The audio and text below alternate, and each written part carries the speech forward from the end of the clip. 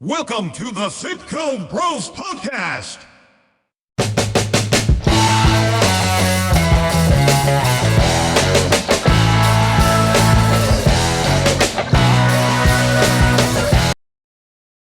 Welcome to episode 15 of the Zip Code Bros.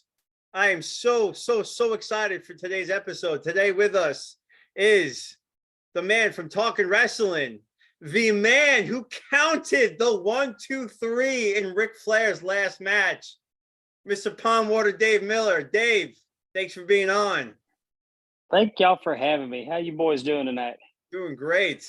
With us as always is Ben Jones, Adam Jefferson, and James Sorensen. We are the Zip Code Bros. And again, I am really geeking out that Dave Miller is here. So it's really awesome. Thank you so much for being here, Dave. How you doing this? And why don't you tell everybody what's going on? Well, I'm chilling out at my daughter's house. She lives about 100 miles away from us. Unfortunately, we had some really bad storms early this morning, and trees down, power lines down. We were in the dark, and so I had to head for air conditioning. And I've got shows to referee this weekend, so I'm about an hour away from each show. So I'm being here this weekend. Really, I was going to be in this neck of the woods anyway. We just came a day early. Oh, that's great. So how long have you been out with that? How long have you been without power for? Since 5 o'clock this morning. Okay. So now that's what's it, almost 10 now. So 12, 17 hours. But they're talking like it could be days or even up to a week before we get it back. Wow. Well, I will keep you guys in my prayers and wish you guys electricity in the near future. I appreciate it. My pleasure. Ben Jones, how you doing down there? Doing good. Back. Yeah, Down no where? storms here, although it is the winter. Luckily, I do have power. But yeah, I've had actually a really good week. I just wanted to say, like with my work, my client Josh, who's got cerebral palsy, we did a pretty cool thing on Twitter for him, where we posted out a picture of him because it was his birthday. So we asked the Twitter world how many birthday comments he would get. And it got to a point where for 24 hours, he was trending here in Australia. And he got as high as number 2. So that was a pretty cool thing to experience. Yeah. That's awesome. Congratulations. Yeah, that was awesome. Yeah, congrats, man. That's great. What else you got? Anything else going on? No, not really. Last weekend I had the boys and had to play Super Dad to rescue one of them that was stuck in a public toilet. Had to kick down the door, so to speak, do a bit of Bruce Lee Kung Fu, and got him out fine. So all is good. Great. Well, Super Dad's strength kicked in. Speaking of Super Dad, Mr. Jefferson, how you doing, brother? Man, I am fantastic. Had a great vacation up in Myrtle Beach, at least from what I remember of it. I think the night after we recorded the last episode, the episode before, had a little too much of Terramana tequila and a little too much of something else, and I ended up falling down the stairs at 4 a.m. Oh my goodness! Are we talking a little of this? Yeah. All right. 1 tequila, 2 tequila, 3 tequila floor. Exactly. If you smell what Adam Jefferson is cooking. But then we came home, got our pool up, got it filled with water. I actually just gave it a bunch of chemicals to get the water all right before I hopped on here. And the biggest piece of news going on in my life right now is the high school team that I coach for hired a new head coach, and I think it's a great hire and things are looking up. That's great. Outstanding. Awesome, man. I'm happy for you. Mr. Sorensen, how's your week going, brother? Thank God it's Friday. God's Friday. Okay. As the day recording. It's a lot of things. There's a lot of moving parts personally that Just trying to just make it one day at a time. All right. I like it. Ben. And just honored to have our good friend Pondwater Dave on. Super Dave. Yes. Geeking out over Pondwater Dave. Ben. There's something you would like to ask me, my friend? I believe that you are channeling your inner Ric Flair and being a bit of a ladies' man lately. And please tell about your adventures. So, Gallagher has been loading up Space Mountain over here. So we started the dating game again, my friends.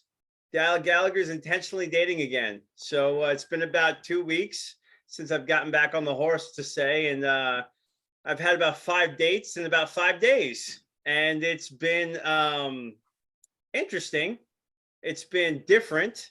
You forget about the dating world until you jump back into it, right, guys? Yeah, absolutely. Once you're back there, it's different. After being in the marital world for so long, you get out there and you it's almost like you revert to when you jumped out of that dating pool, right? So like I revert to like I'm 27, 28 years old when I jumped out of that dating pool. I got married. So you think about things on how you acted with women when you were that age, and you realize they ain't flying anymore, my friends. Oh, well, I've been married now for me and my wife been together for 13 years now. So I couldn't imagine being back out in it the way it is today. Someone who's been in it, thanks. It's crazy with COVID, with how COVID was and how things get skewed because of worldviews of things. It is what it is. It's been crazy. It's crazy, and it's getting crazier by the day. Yes. Welcome back, Gallagher. What's that? I said, welcome back. Welcome back. Welcome back to the game, right? So I had a date tonight, and it would have been nice if she thanks me for dinner, is all I got to say. I mean, she didn't have to do anything. I'm just saying, like, literally just, hey, thank you for dinner. Like that literal, like a literal thank you, like thank you for dinner would have been nice. But on the bright side, I got to check out a restaurant that I've been dying to check out for about 6-7 months. And I had a couple of good drinks. I had some kick-ass shrimp tacos. So you know what? All in all, the night was good. And now I'm here with you guys. There you go. You can't beat. You can't beat shrimp tacos. No, even if there's no such thing as a bad date if you have shrimp tacos. Seriously, you're absolutely right. Shrimp tacos or a good food truck. Yes. Yeah. Oh, yes. Just because they don't have a permit doesn't mean they ain't bad. In fact, it might be better. Exactly. The only reason they have a permit is because freaking building property taxes and all that renting is all that is expensive. Adam, you got some this week in pro wrestling, buddy? I sure do. Let's get it started with that. June 11th, 2006, the second ECW One Night Stand takes place. That with the big main event with Cena and Rob Van Dam.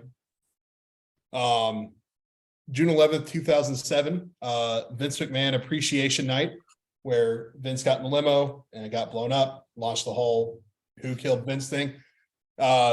Ironically enough, since I started watching wrestling so late in my life, it was that storyline that made me realize that even the storylines in wrestling are not as real as they're portrayed to be, because that whole thing got interrupted by the Chris Benoit tragedy. June 12th, 2005, the original ECW One Night Stand occurs. June 13th, 1993, the first ever King of the Ring tournament takes place, with Bret Hart being the inaugural champion of that tournament.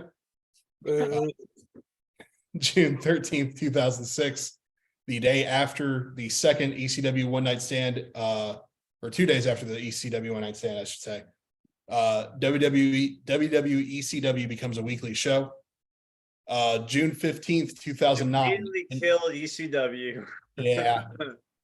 Yeah. Not the best idea they've had. No, I was kind of excited for it though. I'll be honest with you. I was kind of excited when it came back out. I thought it was going to be a thing, but then it turned into, you know, Ezekiel Jackson and The vampire. Vampire. Hey, don't shit on my man Ezekiel Jackson. I'm not shitting on him, but I mean, like, They're shitting on him. I'm not looking for. I'm not turning into ECW to watch Ezekiel Jackson as my champion. Like I was grateful when Matt Hardy was champion. Hey! Who was he? Oh, was also ECW champion. Yeah. So and it was right around that time. So don't be crapping on it. I'm not crapping on it. I'm just saying. Ezekiel Jackson's not my champion. Got the boys, we might need a referee to jump in. Oh, we've got one on the show. Oh, we haven't. All right. What else you got for us, AJ? June 15th, 2009. In storyline, Vince McMahon sells WWE to Donald Trump, causing the stock to drop from $13.13 a share to $12.60 a share. The stock would continue to drop for the rest of the work, bro. The stock would continue to drop for the rest of the week until it was made clear that the sale was a storyline. Right. That was great. June 16th, 1993. Popped AJ. I said I popped AJ. Yeah. June 16th, 1993, WCW Clash of the Champions 23, which was known for the in-ring return of Ric Flair, occurs. Woo! You forgot one great thing too that happened on June 12th, 06. What's that? The reformation of D-Generation X. No, June 19th was technically the reformation of DX. Well, they got back together. They bonded together on June 12th, but they officially got back together on June 19th. And why is that so important, Mr. Sorensen? Would you like to educate the audience? Why June 19th is so important? Oh, as we're recording with 3 days before, some guy, I think his initials are CLB, Captain Charisma. I think his name is like Mikkel Gallagher. Mikkel Gallagher. Birthday this year. How old are you turn, Mr. Gallagher? I'll be 41 on Monday. Your birthday's on Juneteenth. Juneteenth. They officially named it a holiday after me. It took them 39 years to do it, but they finally did it. So quick story, my mom always jokes that her birthday is a holiday. So when they named Juneteenth a holiday, I called her up and said, guess whose birthday is a holiday before yours? That means the banks are going to be closed on Monday. Shoot. No, they might be open. It's a federal holiday. Federal holiday now. I doubt they'll be open. That's a good point. Unfortunately. All right, Mr. AJ. I've got to work, but I'll get holiday pay for it. Oh, perfect. I don't. I'll get next time I get holiday pay is 4th of July. All right, let's close out with these birthdays here. Please. Mark Henry, June 12th, 1971. Jerry Lynn, June 12th, 1963. Jungle Boy, June 15th, 1997. Bailey, June 15th, 1989. Chuck Palumbo, June 15th, 1971. Brad Armstrong, June 15th, 1961. Scott Norton, June 15th, 1958. The Sandman, June 16th, 1963. And the Ultimate Warrior, June 16th, 1959. All right. Thank you, AJ. No problem. So this week's wrestling spotlight is the Nature Boy, the man, Ric Flair. I am excited. Woo! Really excited. Woo! I'm really excited to talk about Ric Flair tonight. What does he have in his eye? What's that, James? What does he have? What does he have in his eye? What does Ric Flair have in his eye? A tear in his eye. This is the greatest moment of my life. I was listening to also Zach Sparasta right before we started recording. So getting in the mood. I was also listening to Charlotte because I'm also going to bring up Charlotte a little bit later because I would like to talk about Charlotte a little bit because you can't talk about Ric Flair without talking about Charlotte. And I'll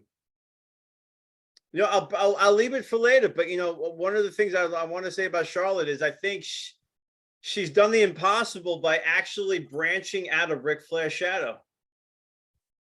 Yes. Oh, for real. I mean, Yeah. I mean, Rick is Charlotte's dad more than Charlotte's Rick's daughter. Yeah.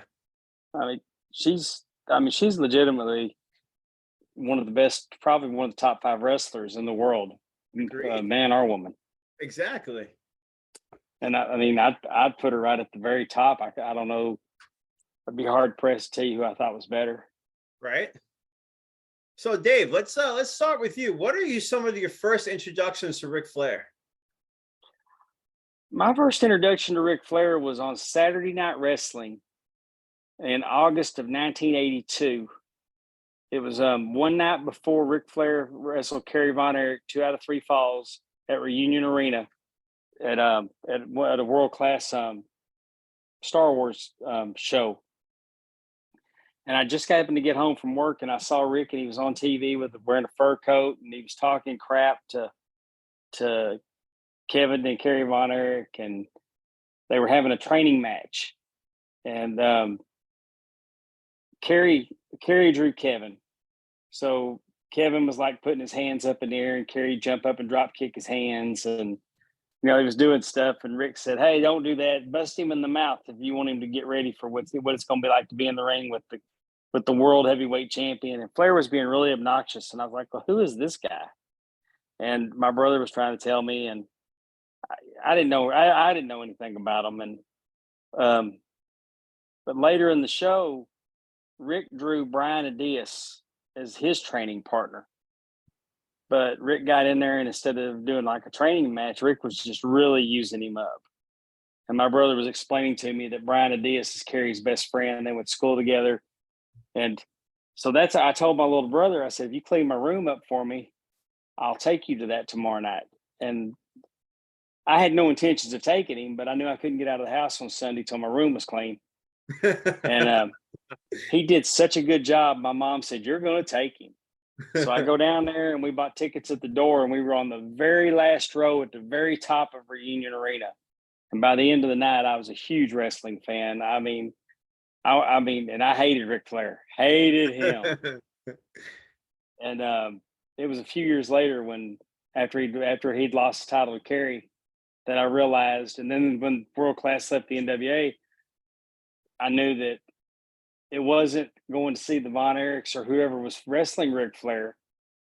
That's not who I was going to see. I was actually going to see Ric Flair. Yeah. And that's my first impression of Ric Flair was I hated him.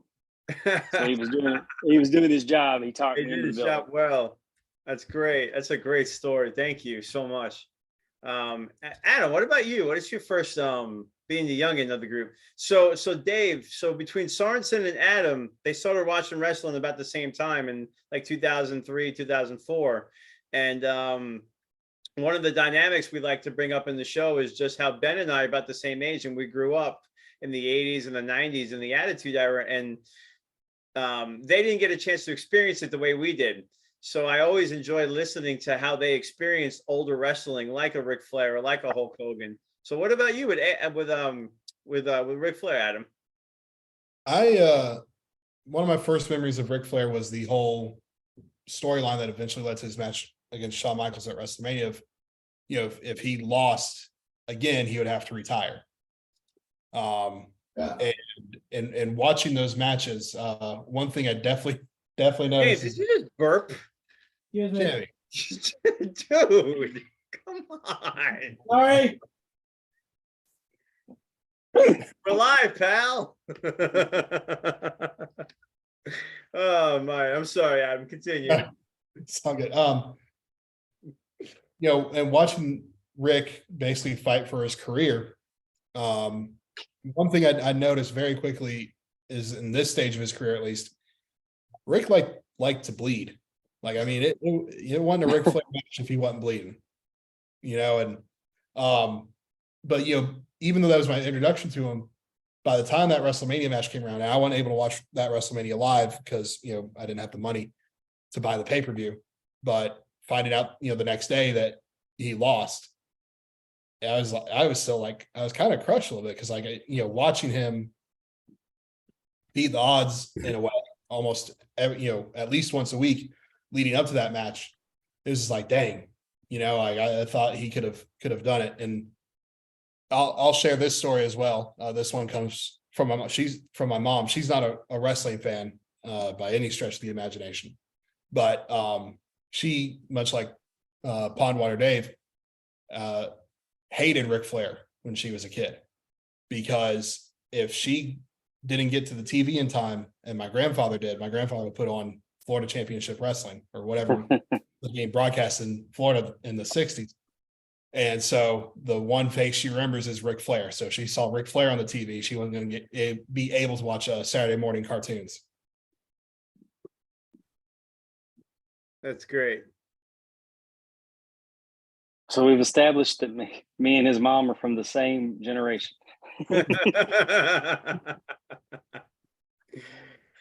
Which I'm cool with. I got a senior citizens discount at dinner tonight. So I'm not ashamed. Oh my goodness. Oh, James, for the people watching on YouTube.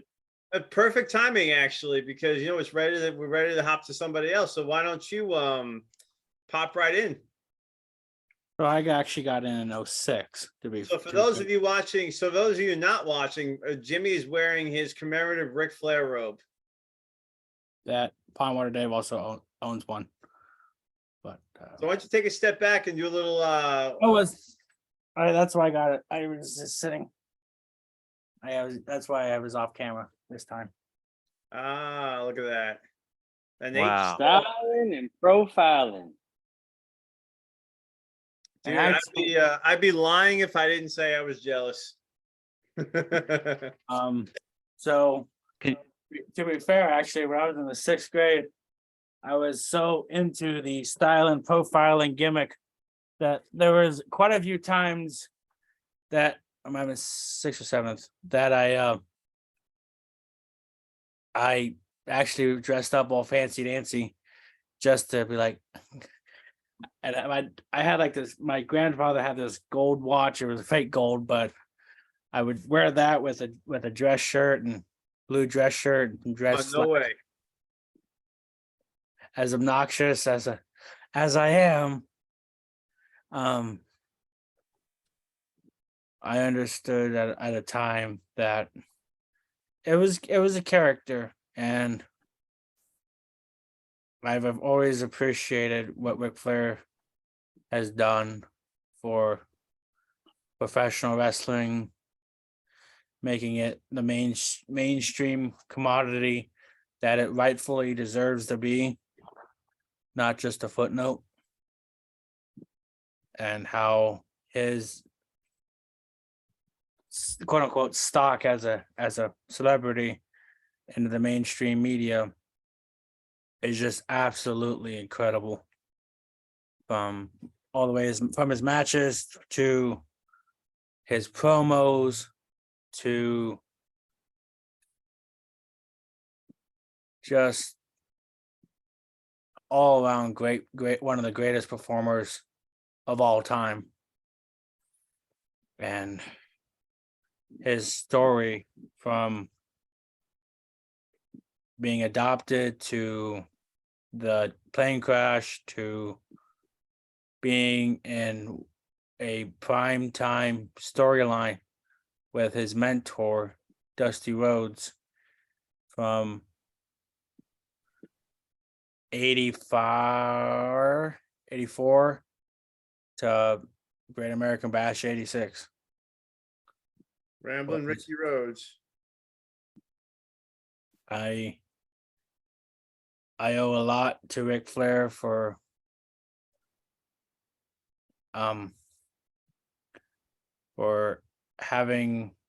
putting on great matches in his 50s or great matches in general, that he influenced guys like Shawn Michaels, because Shawn Michaels was the first was the man that helped me become a huge wrestling fan in 2006. And seeing Ric Flair win the World Tag Team titles with Roddy Piper and at Cyber Sunday 06 was just really cool.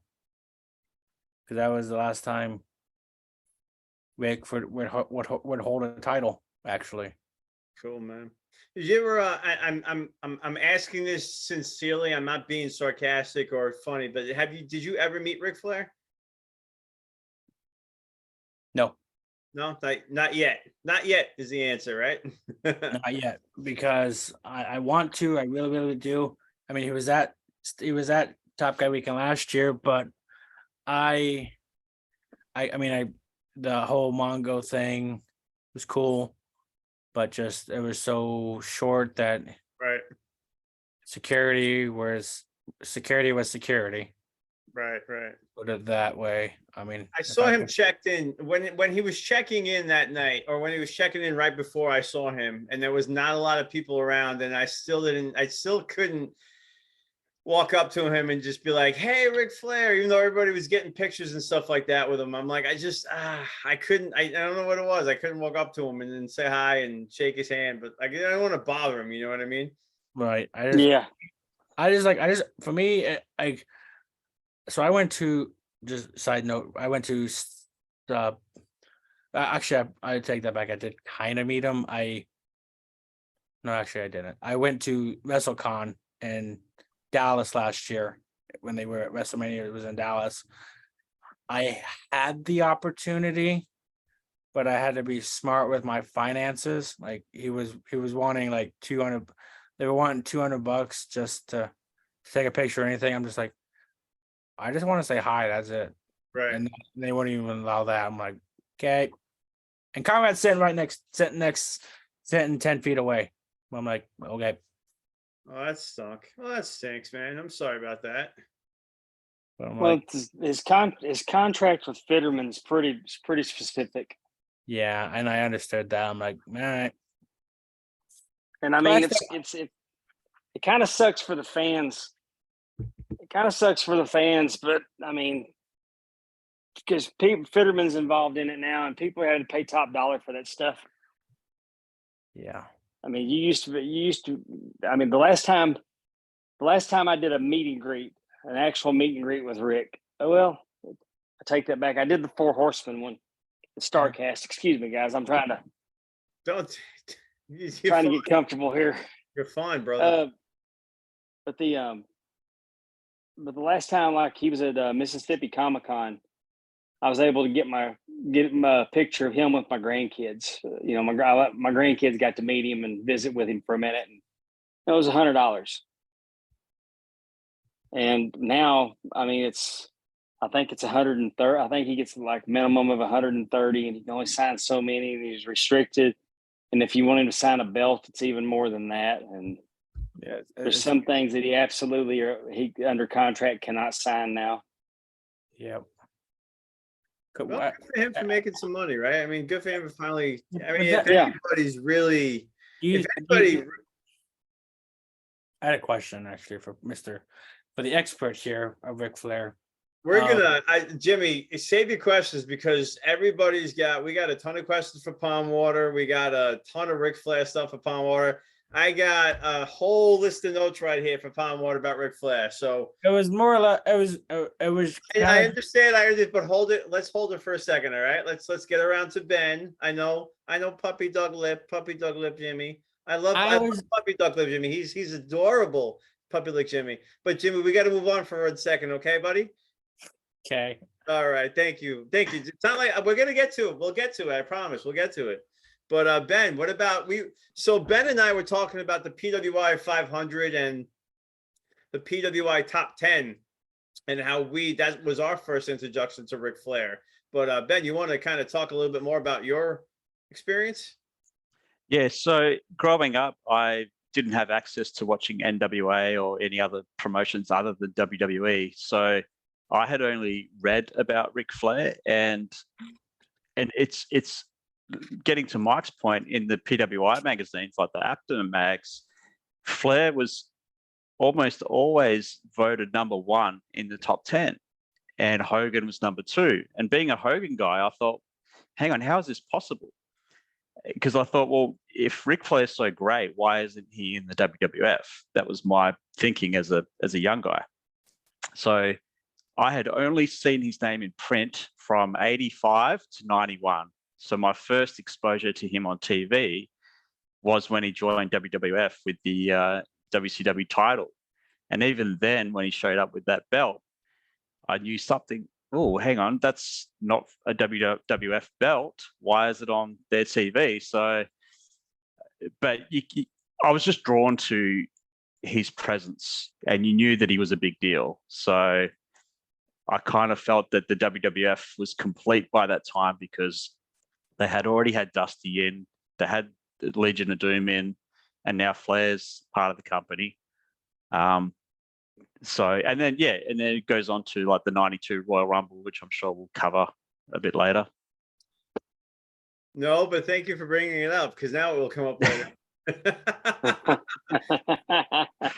I can't believe I forgot to write that down. Well, Flair Dusty better come up then too. Yeah, so of course. You have anything else, Ben? No, that was it. That's my introduction to Flair. I like it. Somebody better ask the Flair pizza question later, right? Or what? The Flair pizza. No, thank you. So Dave, every Whitaker asks us if every week if the wrestler was a pizza, what would be on it? So like we'll have a question later. If Ric Flair was a pizza, what would be on it? Nothing but the finest ingredients. Caviar and Yeah. Filet mignon. filet mignon. It'd be a bunch of bougie stuff. He'd probably Right? But what would it be if you can't call it the Ric Flair? What would you call it? The Nature Boy. The Nature Boy? Well, there you go. We've answered the question. We don't have to do it Right, later. I like it. I like it.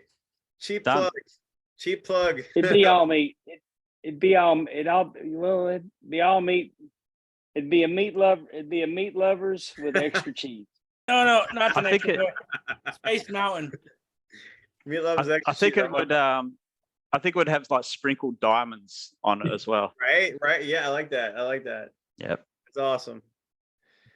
So I want to talk about my first interaction with Ric Flair because it was more like Ben. I was a WWF guy, so my first pay-per-view that I watched was Survivor Series 1990, and the second pay-per-view I watched was Starrcade 1990. So the first experience I had with Ric Flair is the Black Scorpion, and it's the weirdest thing to think about. Now, like Ben, I knew who Ric Flair was because of the magazines, but I never actually saw him on Turner because while we got it, I never watched it. I watched it after that pay-per-view, but I never actually watched it. So I remember saying Jim Ross, I have in my mind's eye Jim Ross's voice saying, "It's Ric Flair, it's Ric Flair, it's Ric Flair." It's just it's crazy. But so that was my introduction to Ric Flair, which is different because of just where I grew up, because we grew up in the North. Our Hulk Hogan was your Ric Flair, right, Dave? Yes. Yeah. So Dave, we one of the questions that one of the topics that I wanted to bring up and I wanted to ask you, late 70s, early 80s Flair. What could you tell us about late 70s, early 80s Flair? Like right before he kind of became the world champion, when he was maybe winning those United States titles, when he was fighting the Funks at the end of the 70s. What could you tell us about that Ric Flair? Well, I didn't become aware of him until 82. Okay. But through my exposure to him through Bill After with the After Mag chats, we had some 1976 interviews with him, and he was the United States champion, and he was calling his shot. No, he was the TV champion. Well, no, he said he was going to be the United States champion, but he also thought by 1977 he'd be the world champion, and that the TV title was beneath him. And but I didn't become aware of him until 82.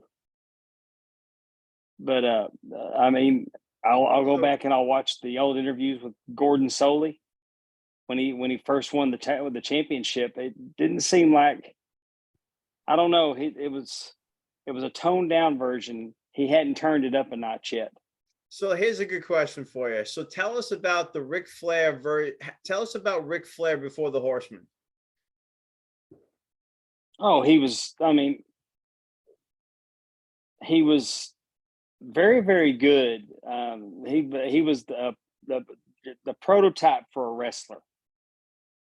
But then he was, style, the limousines and the suits and custom made from head to toe. And he didn't mind telling you how great he was. He didn't dog out it. I mean, he might pick on his opponent's appearance, but he wouldn't pick on their ability. But whoever Ric Flair wrestled, you thought that guy had a legitimate chance. Flair would make him look like $1 million. He'd shine up your local hero.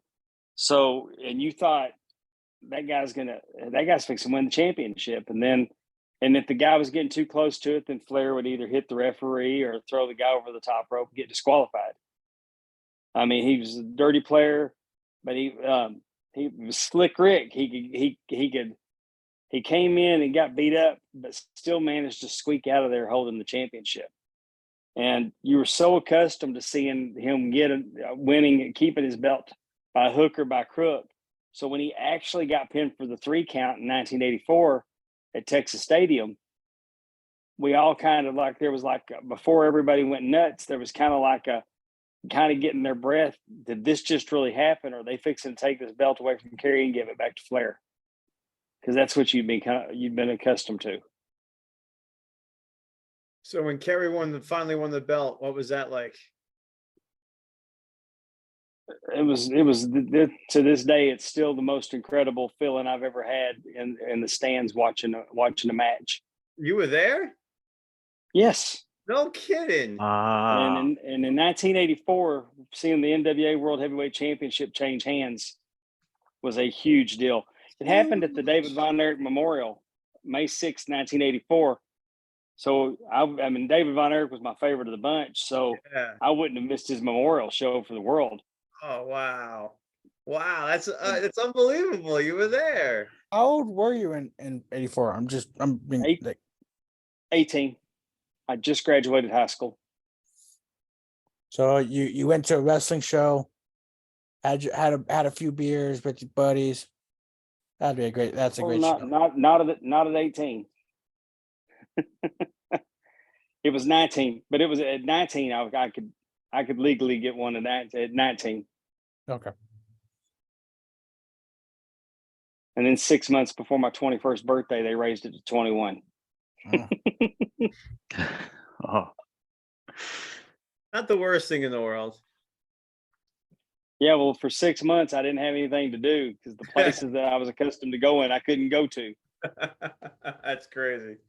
But Rick influenced how we went there because me and my buddies would rent a limousine. We'd rent a limousine. No kidding. We get about 6 of us together and split it because you could get a limousine back then for about $50 an hour. Ooh, how many hours did you go for? Maybe a 6-hour minimum. So getting limousines were cheaper than DWIs.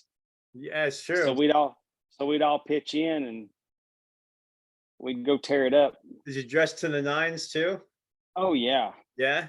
Oh man. Limousine riding. This guy is literally a limousine riding, jet flying. In 1985, 86. In 86, I was dressing like Don Johnson from Miami Vice. I had the pastel pants and the matching jacket, pushing the sleeves up. And did you have the little?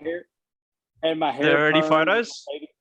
With a little baby goat's ass mustache. You couldn't tell me nothing. Did you have the little? Did you have like a little martini glass sort of thing, just to have one in your hand? Never did the martini glass. There's no. Dave, you're gonna have to get some of those photos out for us to see. We've got to see that. Yeah. Luckily, there are no pictures of the Don Luckily, they Johnson. don't exist. There are a few of the permed hair, though. Oh, no kidding. Hey, fellas, I will be spending Thanksgiving with Pondwater, so we'll see what happens. Hey, if you have, I think Allison will enjoy seeing the perm. Mm-hmm. It was ridiculous. How long did it take you to get your perm? 4 hours. Oh my goodness. I had a perm mullet. How long did it last?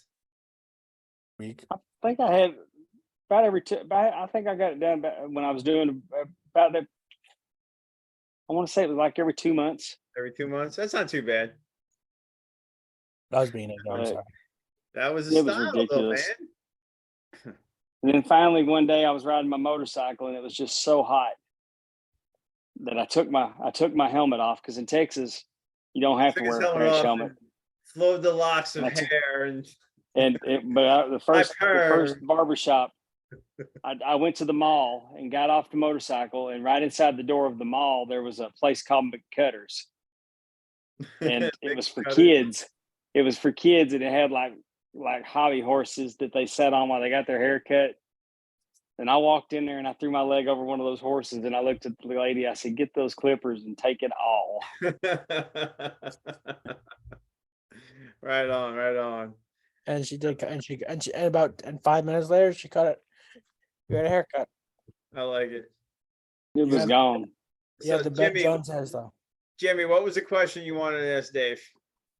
It was more or less so with the McFitter, with his partnership with that company you were saying. Is he able, like you said, specific belts? Like, is he able to sign a lot of WWE licensed belts at all, or? Oh, he can sign any belt you have. It just they charge more. The price point. The price point's higher to sign a belt. Okay, so really, the trading cards are the biggest restriction. Interesting. So to say, like, so you and I both have the robe belt combo. I was trying to figure out. Would it be he more? can sign that. Okay. Yeah, I'd like to get him to sign the case, actually. Yeah, basically me too. That's why I was asking. Very cool, very cool. So we can't talk about Ric Flair without talking about the Four Horsemen. So we've talked about this a few times on the show, but I think we can spend as much time as we possibly want to on this one. I'm going to save Dave for last on this one. Jimmy, what's your favorite version of the Four Horsemen?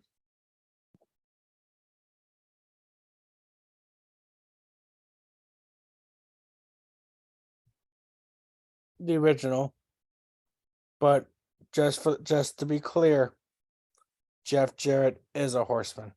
That was one of my questions I have here. So keep that thought in mind. All right, I definitely had that on the agenda, because like you, I'm a big Jeff Jarrett mark. So we think alike.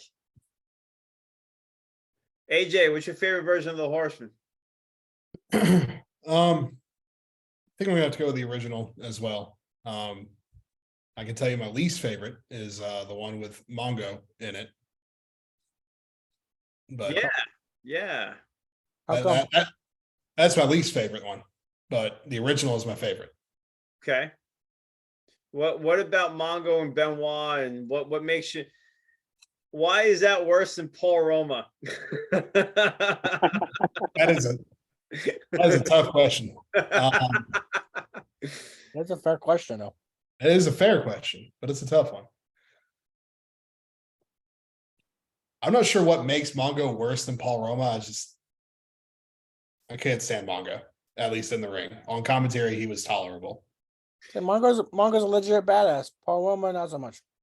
14-year-old Mike didn't really think Mongo was a shitty wrestler like everybody thinks so today. Like, I actually bought it as like that.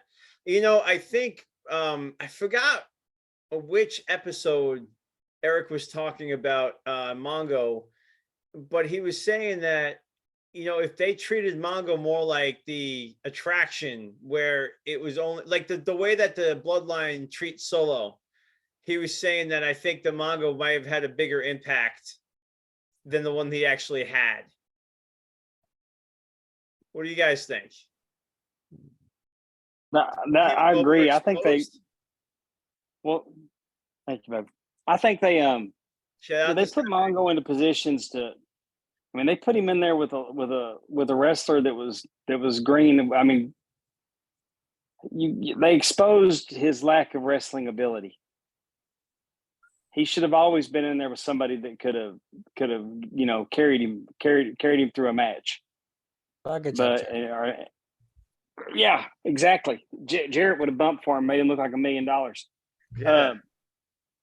But they put him out there against lesser competition that neither guy could carry a match, and they just kind of exposed him. I mean, you knew he was a badass, but he wasn't much of a wrestler. Was it 85 or 86 that he won the Super Bowl? 86. 85, I think. Was The it 86 Bears? Bears. Oh, the 85 Bears with the 86 Super Bowl. Yeah, you're right. 85 Bears, yeah. The Bears. The Bears. Ben, what's your favorite version of the Horseman? Yeah, I agree with the other guys. The originals, that 85 to 87 run, sort of, Flair was kind of on top of his game with his character and his promos and his overall presentation. So, yeah, I like that era. Yeah, my favorite is Flair, Tully, Arn, and Barry Windham. That's my favorite. I like Barry better than Ole. He just worked better for me. But the reason why I wanted Dave to go last is because I just kind of want you to, if you don't mind, as much information as you want, just kind of walk us through like your favorite version of the Horseman and why, and maybe compare some different generations of Horsemen's and why maybe the ones in the 80s worked and maybe the ones in the 90s didn't. My favorite is, I'm with you. I really prefer the version with Barry. I thought Barry was a great fit, but the version with Ole's close second. I mean, I used to watch Georgia Championship Wrestling, and that's the reason I bought my first VCR was to record, Superstation TBS. Oh, no kidding. So I wanted to hear Flair promos. I wanted to hear Dusty promos. And you'd have Flair out there with Arn and Ole, and he'd say they were cousins. And I don't know, Ole just never seemed to fit. He was like the odd man out, but you knew he was an ass kicker. Him and Arn were so good together. But Arn and Tully as a team were even better. So that's why I like the Barry Windham. And Luger, I don't know. The Luger version, I guess, might be third. I didn't care for the Roma version. The Benoit Malenko version kind of grew on me. I was getting frustrated because I kind of felt like they were getting buried. The focus was on Hogan, Savage, Right. and then the NWO.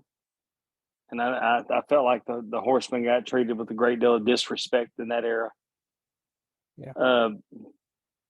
But for me, I felt like I lived for Saturdays seeing, the Horsemen with all the belts.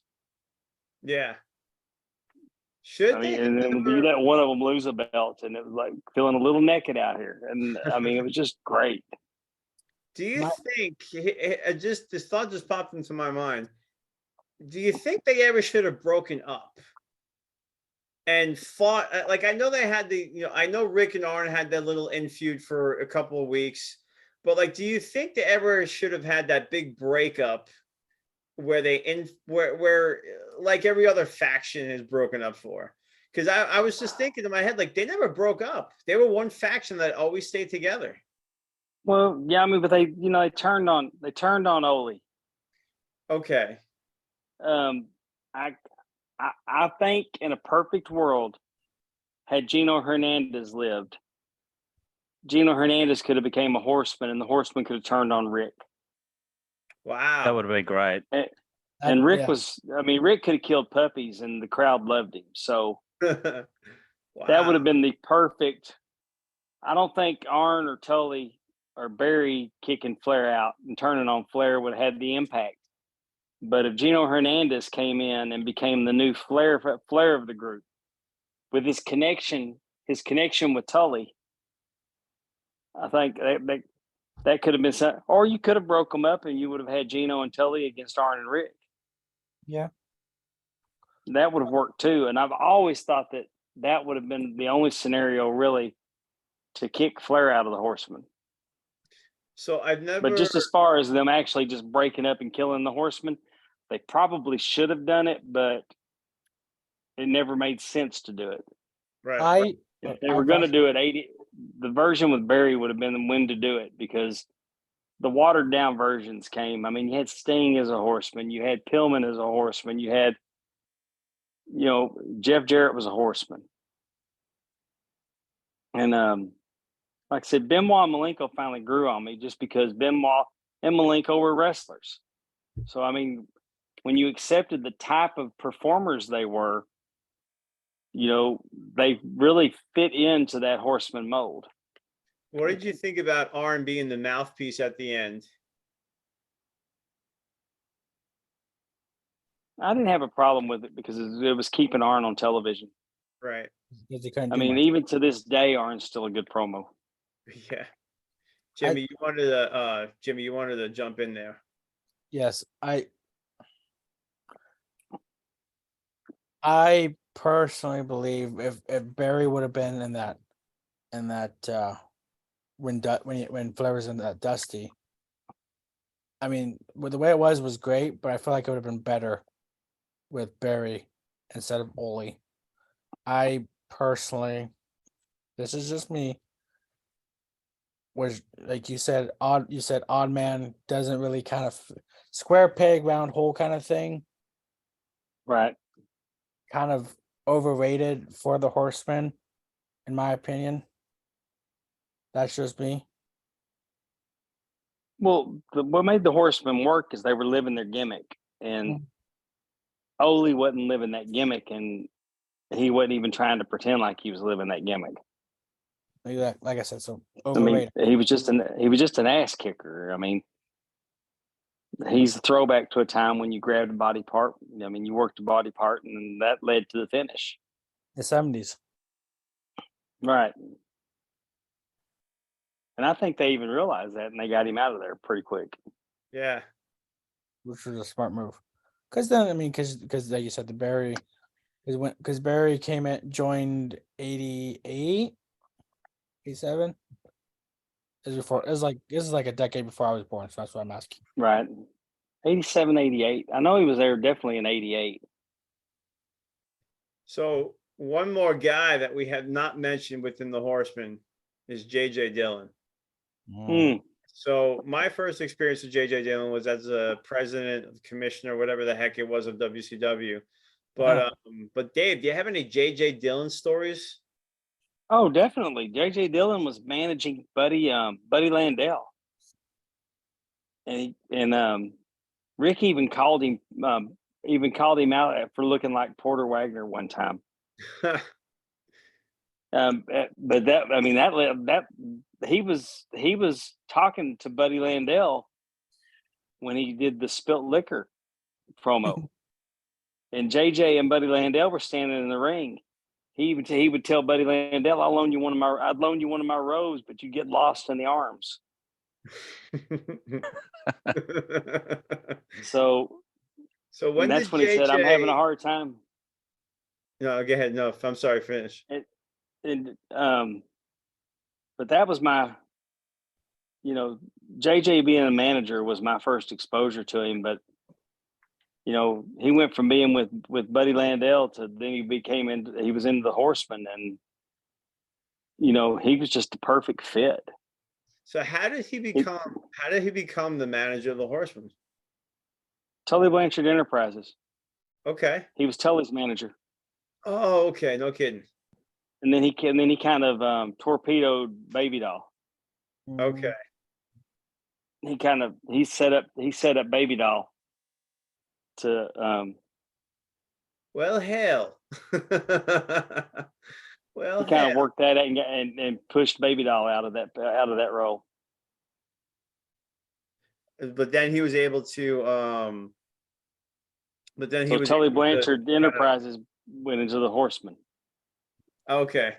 That's cool. I just, like I said, I had JJ Dillon as an official was my first exposure to JJ Dillon. I didn't realize he was a horseman until like much later. So it's great to hear that. Did you ever JJ get Dillon used to be, JJ? what's that? JJ Dillon used to be a hell of a wrestler. Oh, no kidding. Yeah, they used to go to Australia when Barnett was promoting Australia. My Jim boy. Barnett. And JJ told me one night that they brought Andre the Giant in and they busted him open so bad on the first night of the tour that they were trying to find somebody that could sew him up because they busted him open so bad that they were taking like wads of towels and sticking it in the gash. Wow. But they worked it for the whole week, and then he was back at that same venue on the last night of the tour, and it was even bigger because he was getting his revenge. JJ told me a story that he was wrestling Tully's father at the Sam Houston Coliseum, Joe Blanchard, and they wrestled, and they went outside of the ring, and they went out the door, and the Coliseum in Corpus Christi is right across the street from the ocean. They wrestled out across the parking lot, across the highway, onto the beach. And as Joe Blanchard was pinning JJ, on the count of 3, the waves crashed on him. Wow. Wowzers. So every If you week, ever have the opportunity to have JJ Dillon tell you old wrestling stories, I highly recommend it. yeah. All right. I hope we get him sometime for for our stuff.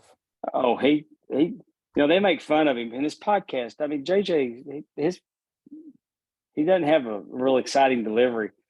But one night we were in Charlotte, and I was sitting on a couch in the lobby with Hurricane Helms, Luke Hawx, JJ Dillon, and I can't remember who the other guy was that was with us. It's one of my friends. But we sat in that lobby until 4:00 in the morning listening to JJ tell stories. Wow. And he also pulled my wife's phone number. Atta guy. Well, it was funny. Well, here I got to tell y'all this. I got to tell you. Yeah, hell yeah. Well, we're at the bar, and Conrad's at the bar. Conrad knows this story because Conrad asked. He said, because he asked me. He said, Dave, JJ's trying to bang your wife. You know that, don't you? I said she's oblivious.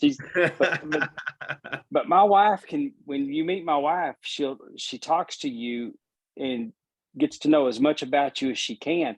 So she was talking to JJ, and he's probably enjoying talking to her just because he wasn't having to discuss everything wasn't about wrestling in a room especially in a room full of marks. But she told me, she goes, I got JJ's phone number and email. And we laughed, said, yeah. But what you don't realize, I said, you gave him your number, didn't you? And she said, well, yeah. And I said, JJ got your number. You got worked. That's awesome. That's awesome. But instead of getting her up in the room, he had us out in the lobby till 4 a.m. I mean, the man actually told us how to get hot French fries every time at McDonald's. Yeah, no salt. We were talking about fast food French fries with the leader of the Four Horsemen. That's awesome, man. That was like at Top Guy Weekend last year. I was talking to Mike Chioda, and we were talking about growing up he grew up in Jersey, I grew up in Long Island, so we were talking about growing up in the same area. So it was cool. Like, it was just I didn't ask him about wrestling or refereeing. It was cool. So that's awesome that you had that interaction with JJ. But guys, shake of the head, yes or no? Is Jeff Jarrett a horseman? All right. Consensus is 4-0. Amy, Yes. I'm sorry. I had to say yes. But you're wrong, Amy. But you're wrong. I had to say yes for our audio listeners. Okay, yes. Yes. After Ric Flair's last match, I literally have put Jeff Jarrett on my Mount Rushmore. No kidding. Yes. That's great. Just for what I witnessed. Just for what I witnessed at Ric Flair's last match. That's unbelievable. And if you don't mind, I'd love to ask you some questions about it. Sure. If you guys want to jump in and ask any questions, I mean, it's so again, it's really, and I'm not saying this tongue in cheek or facetiously, but it really is an honor to have you on, Dave, because you're a fun guy, you're a great guy, and you have all these stories that we love to hear. So I really appreciate you doing this for us. Well, thank you. That's kind of you. Yeah, of course. I mean, I had the honor and privilege of being let into your home in February, and to see all this, to see your collection, to see your stories was incredible. Well, I appreciate that y'all treat me like I'm something special, but I'm just one of y'all. You are, but we still love you. Yeah, and that's, I mean, y'all are always welcome to come to the house. I mean, I'm just one of y'all that, I'm lucky enough that I get to referee wrestling, and I'd like to tell everybody that because I put in 18 years on the Indies, that I got that spot at Ric Flair's last match. Truth of the matter is my best friend's the promoter, and that's what he wanted for me because he knows I have a Ric Flair wall and I'm a huge fan. Mm-hmm. But I'm not the first guy in wrestling that got a spot because of who he knew. Oh, but you rushing in, and I wish, I wish we could show the clip while we're doing this, but like just, watching the match and you just jetting in the ring, sliding under the bottom rope with the 1, 2, 3. Oh, dude, that was cool, man. That was so cool.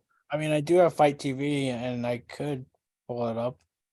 Well, we don't want to mess with Conrad and any copyright, so let's Nah. stop for now. I'm just making a joke, but in all seriousness, though, Pondwater, Dave, I put you up so high just because I put all my friends up on a pedestal. I'm the perfect hype man.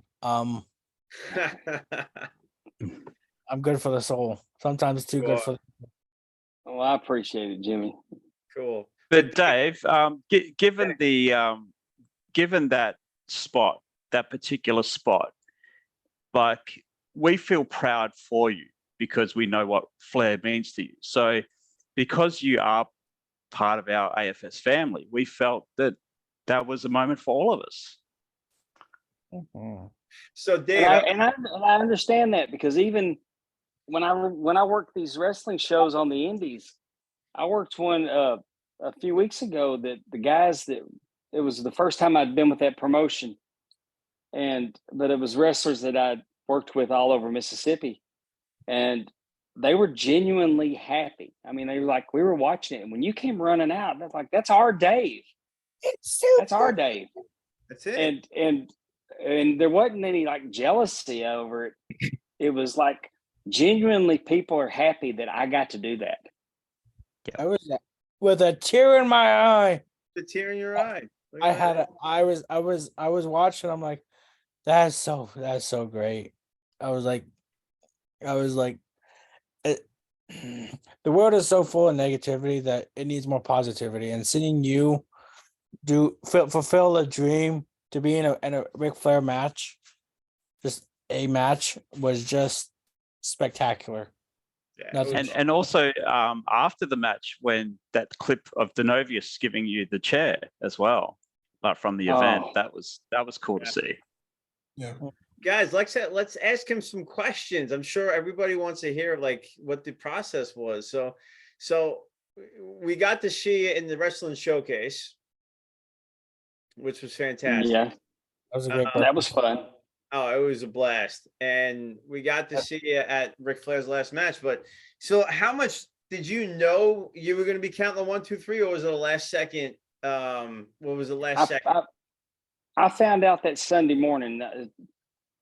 I knew that Conrad had called me about 2 weeks before and he said, "Hey, Dave, we're getting the card.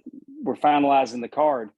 I got a question for you. Would you want the Horseman versus the Rock and Roll, or do you want the Von Erichs and the Briscoes?" And I'm like, "Well, there's a Sophie's choice." And I said, but I said, "Give me the Briscoes." I didn't say give me the Von Erichs. I said, give me the Briscoes, because the Briscoes were one of the best tag teams in the world. I mean, FTR and the Briscoes were the two best tag teams in the world. Yeah. So, I mean, I knew the Briscoes were stars. I was excited to get to work with the Von Erichs because, I was such a fan of their family. But so I got there thinking, that's my match. I'm going to get to do that. I'm going to be out there during the Bunkhouse Stampede Battle Royal. And that Sunday morning, we had a meeting before we opened the doors at the StarCast. And when the meeting was over, Conrad said, "Dave, come sit down. I want to talk to you." And honestly, I thought, man, I'm fixing to get bumped from refereeing tonight, because we knew there were some travel issues. And I was thinking maybe the Von Erichs aren't going to make it. Or maybe he was going to tell me that I was going to get a different match assignment because that wasn't going to work out. And he just set me down and he said, "Hey, tonight we're going to bump Kyoto, and you're going to run down, slide in, and count to 3 for Rick." And it just kind of like, for a second, I had to think about what he said.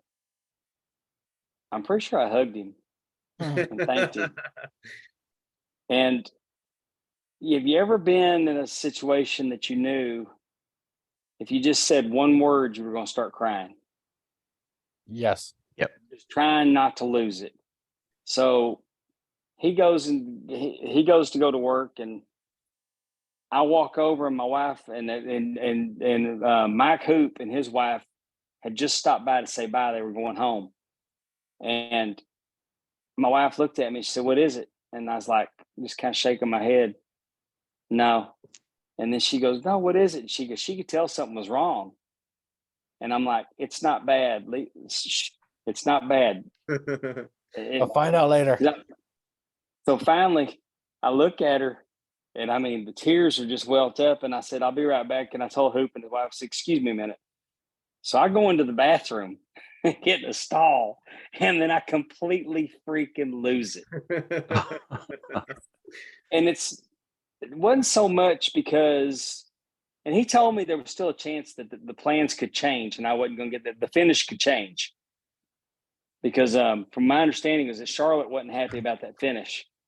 And but anyway, it was just that I was overwhelmed at the kindness that Conrad was showing me. I knew this was a hard sell for a no-name referee to get to be part of, the finish for arguably the greatest wrestler of all time. Historic event. So I was just really overwhelmed, and it meant the world to me. And so I finally pulled myself together, and it was funny because most of the people in our group chat knew about it. Cassio knew about it. Dawkins knew about it. Silva knew about it. A lot of them knew, but he wouldn't tell me because he knew that I wouldn't sleep.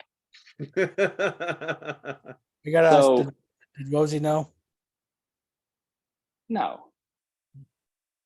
Not that I know of.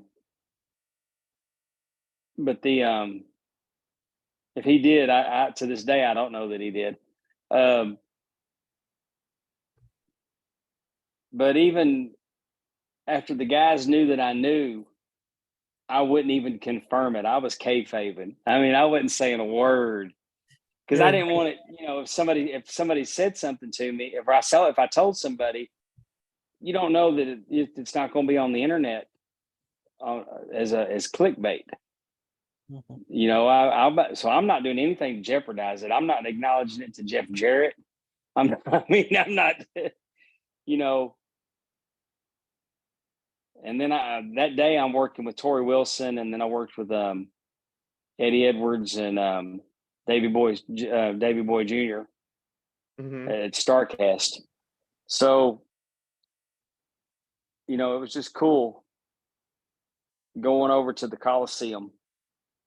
I got to the Coliseum, I walked in and I walked out into the arena, and I'm looking at the magnitude of the arena, historic building, going through the stage doors in the back was incredible just for that venue, just to see all the bands that had performed there, and let alone all the historic wrestling that had taken place in that building. And I walked over by the ring, and Jeff Jarrett came down the ramp. And if anybody, I don't know if everybody knows, but the first time I met Jeff Jarrett, I asked him an insulting question about being blown up by Tully Blanchard in 2005. Mhm. And it wasn't so much that it wasn't what I said. I didn't ask the question like I needed to ask it. And it was so, but Jeff thought it was funny, and that, he'll never forget me because of that. And we become, I'm friends with Jeff Jarrett now. It didn't piss him off, but I pretty much just asked him, "Hey, what did Tully Blanchard do to blow you up in 2005?" So Read the 'cause, room, Dave. well, I know. And Did he ever it give you was, an answer?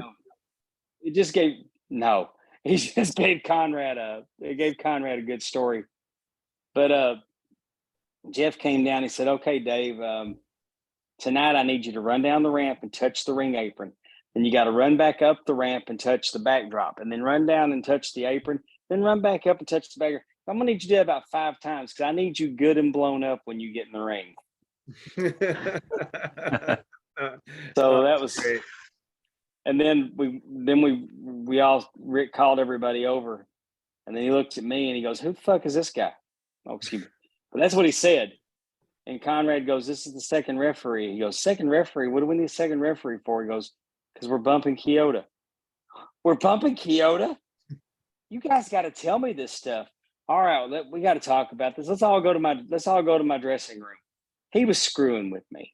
I mean, they've been talking about it, but so we go back to his dressing room. So I'm standing there in his dressing room with Mike Chioda, Ric Flair, Conrad, Jeff Jarrett, Karen Jarrett, Megan, and we're fixing to start talking about it. And then Rick gets a call, and they tell me to go get Ashley and Manny, which is Charlotte and Andrade. So I go out and I get them, and I walk them back to Rick's dressing room, and they get in there. And so me and Kyoto are just standing over listening. And Rick goes, "Okay, Ashley, the men need to talk now, so you need to step outside." And she turned, and then she turned back and looked at it, and Rick just started laughing. And I mean, it was so hilarious because it's like Ashley was like, "Okay," and then realized what he had said to her, that she had to leave so the men could talk. And he just kind of broke the tension in the room. And we started talking, and I mean, they started talking about the match, and Ashley wanted her daddy to look strong, and he wanted, all that laying down on the apron, looking like an old man, was by design. Now he did legitimately dehydrate in the match, but the laying on that ring apron, he wanted to look like a 73-year-old man. He did not want to look strong and try to, he appreciated what Jeff Jarrett and Jay Lethal were doing for him. So he wanted to look,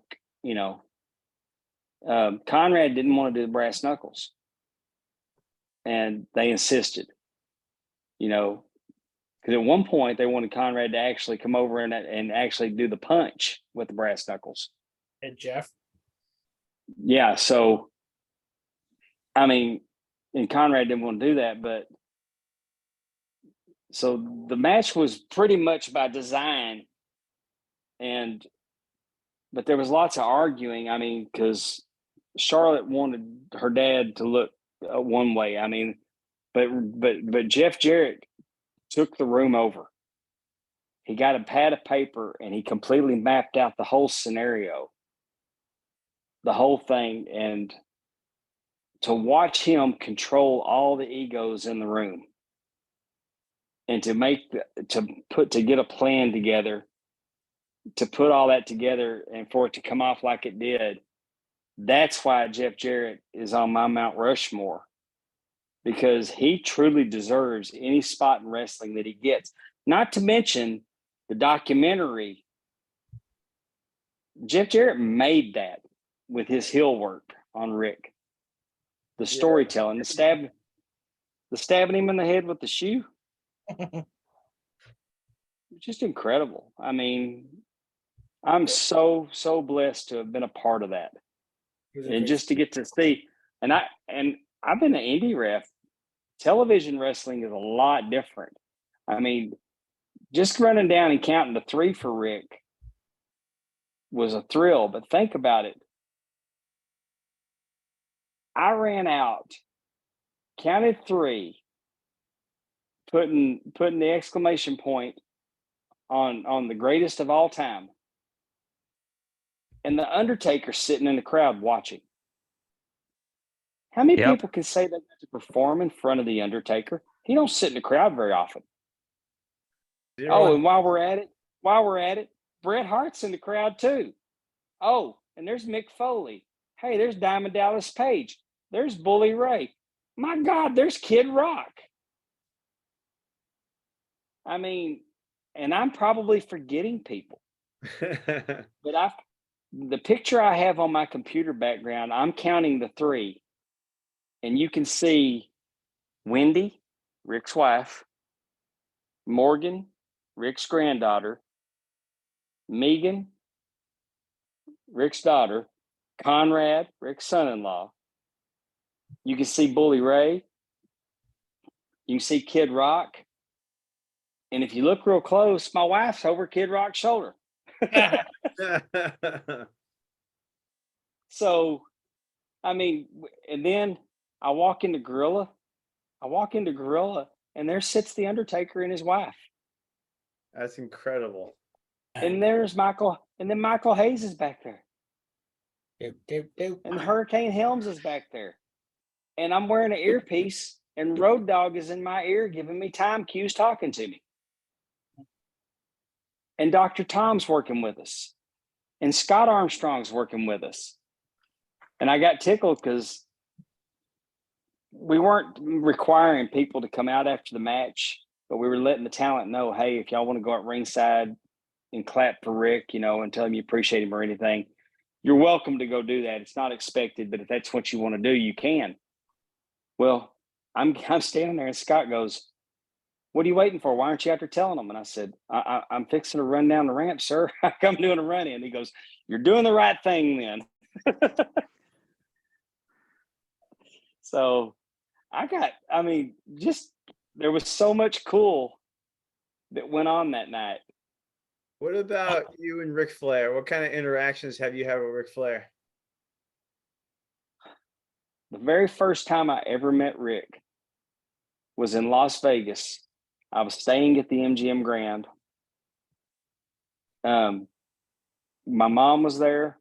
My mom, my brother, and his wife, and me, and I had just gotten married. It was my second marriage. Not. So I was there with my ex-wife, and we got out of the elevator, and there was this big sign that said, "Meet Ric Flair, Mike Tenay, and Medusa." Because Halloween Havoc tickets were going to go on sale, so they were there doing an autograph signing. So you could buy your tickets for Halloween Havoc at the MGM.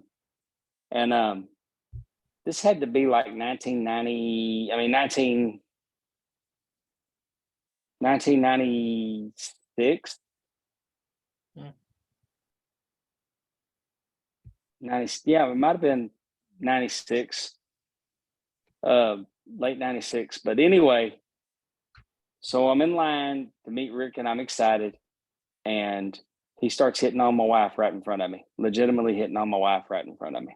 What's up with wrestlers? And actually, let's narrow it down. What's up with the Horsemen hitting on your wives? Good taste. And let's be honest, they really wanted this. They really wanted the day, but they just went for the other. Oh, but hey, who wants something that don't nobody else want? Exactly. But but Rick hitting on my wife right in front of me cracked me up. And then I met him. But then I met him when I really got to have an interaction with him was on my 50th birthday. I was hanging out at the WrestleMania hotel. My birthday always falls at WrestleMania time. It's April the 2nd. And we were in Dallas, the first one they had in Dallas in 2016. And I was in the bar hanging out with Conrad. And when Rick came in, Conrad brought him over and introduced him. And, we just, he said, hey, and also this is his 50th birthday. And he said, he told me I didn't look 50. And he said, are you married? And I said, yeah. He goes, how many times? And I told him. And so we bonded over being divorced a whole bunch. And I mean, it was fun, just a quick interaction with him. And then I got to witness his daughter Charlotte showed up, and she had just got back from doing Make-A-Wish stuff, and it had weighed on her pretty hard. And I remember that. And then Sasha and Becky, they were there, and Rick gave them all watches, matching watches. Wow. And then I got to hung out with Sheamus for a while, Ricky Steamboat, Stan Hansen. What about like Triple H or Shawn Michaels? No. No. The closest to any kind of interaction I've ever had with either one of those is I caught Shawn Michaels' DX shirt at Saturday Night Main Event in Dallas. No kidding. No sense. The time they had Hey, the Dave. handicap match against the Spirit Squad. Yes. And I caught you can see me, I was on the front row. I caught Shawn Michaels' shirt. So, And then Triple H. Just getting back to Triple H the Flair's last match, just a couple of follow-up questions. So Sure. leading up to the run-in, like how did you mentally, physically prepare, like when you got that cue to actually go? Like what sort of, where was your head at? Don't fall down. Be Charles, not Titus. Be Charles, not Titus. Be Charles, not Titus. I just make it down the ramp, because I've ran and slid in the ring a bunch. So that part, I mean, I wasn't nervous. I mean, I really wasn't nervous, other than don't fall down. That was my main concern. And when I came out of the curtain, I came out and I kind of stopped for a second and then started running. Because you can hear David Crockett say, well, don't stop. Right. Because I felt like I went too quick. And that's when I got in the ring, I should have stood all the way up. Or, I mean, I could sit there and pick it apart. If I had a do-over, I could have done it better. But that was just my main deal was, don't fall down. That was the only thing that I was really concerned about. And after the match, did Flair say anything to you? Never saw him after the match. He, I was waiting because I was with Conrad, and then Conrad looked at his phone and said, "Oh, Rick's gone." So There you go. he was heading to Kid Rock's. Wow. He went to party at Kid Rock's. So I was real concerned about Rick, because I was asking him. He wouldn't respond to me when I was asking him if he was okay. And, we were trying to scramble to get him some water. And There's a lot of blood he lost, man. yeah. And but I mean, man, just being right there, you know. Hell, and another thing, I'm standing on TV holding the big gold belt. I mean, Yeah. does it look like this? Yeah. I'm standing on TV Wow. holding the big gold belt and looking at Ric Flair talking to Tony Schiavone. So then when we're heading back up the ramp, Schiavone looks at me and goes, I can't wait for you to hear the replay. He goes, I gave you the Sting treatment. Tony said Tony had no idea that I was doing a run-in. Man, these And stories to are think that unbelievable. to think that 40 years earlier, when you had just discovered who Ric Flair was, to Right. where you know what I mean? Like that's crazy to think about. And to commemorate that 1 year, Dave, you already know this, but today's show and tell is a signed Ric Flair belt that is going to Pondwater, that is going to Super Dave. Because I left him as Easter egg a while back, and he was like, "Really?" Yeah, he left the JSA cert and he planted it in my man cave. Well, in all fairness, I was there when he bought it, so I know that he bought it from WrestleCon, and I know that it was legitimately the belt. I think I know who he bought it from. I think it was a guy named Brandon Young. That and like Maureen. Oh, was it Marine? Yeah, she was working it. Okay. I'm excited. Thank you, Jimmy. That's so kind of you. What you got? This and then I've got a place to put it. a black Yeah, he also gave me a great Muda mask. from Japan. Wait. Hang on, wait. No! Breaking news. No, we're not doing this. You went to Japan? Jimmy, you beat me to it, Gallagher. Jimmy's like a. Oh, I told Jimmy he's a luchador. He's the luchador. He's the luchador of all. He's the luchador of our group because, and the reason I said that is because they always get all their shit in. Oh man. What about some Ric Flair matches? First of all, Dave, thank you for sharing all that. That was awesome. Yeah, thank you, Dad. That was amazing to hear.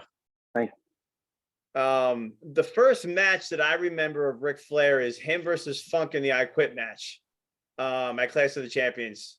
And that was one of the first matches I remember, and it was great. And it's funny that you were talking about a VCR before, Dave, because I had that match on VHS for like the longest time. So I used to watch that.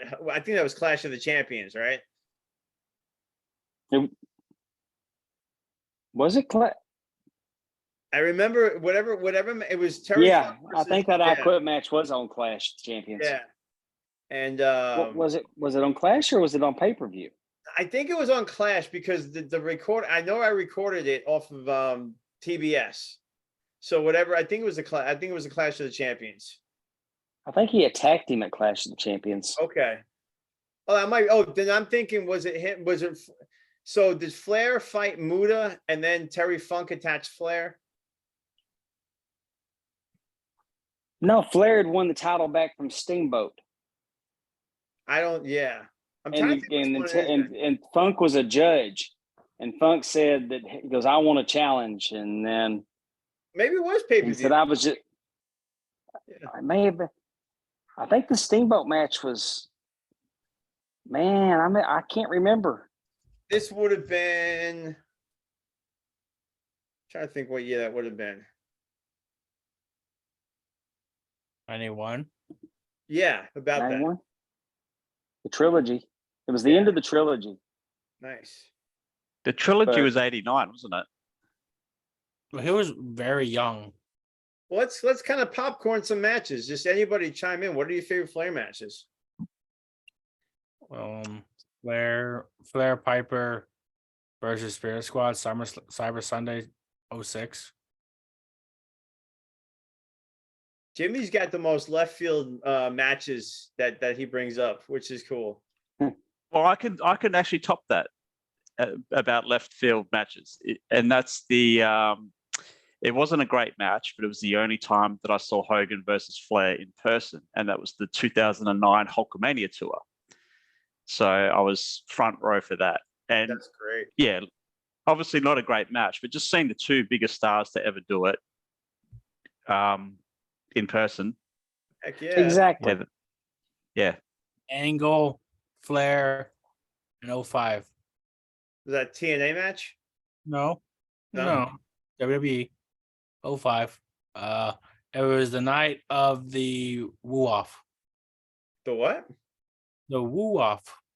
Oh. Against Then Jay Lethal? No. Kurt Angle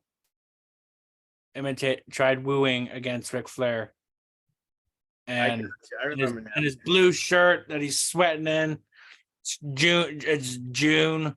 Actually, yeah. Going on 18 years actually of that.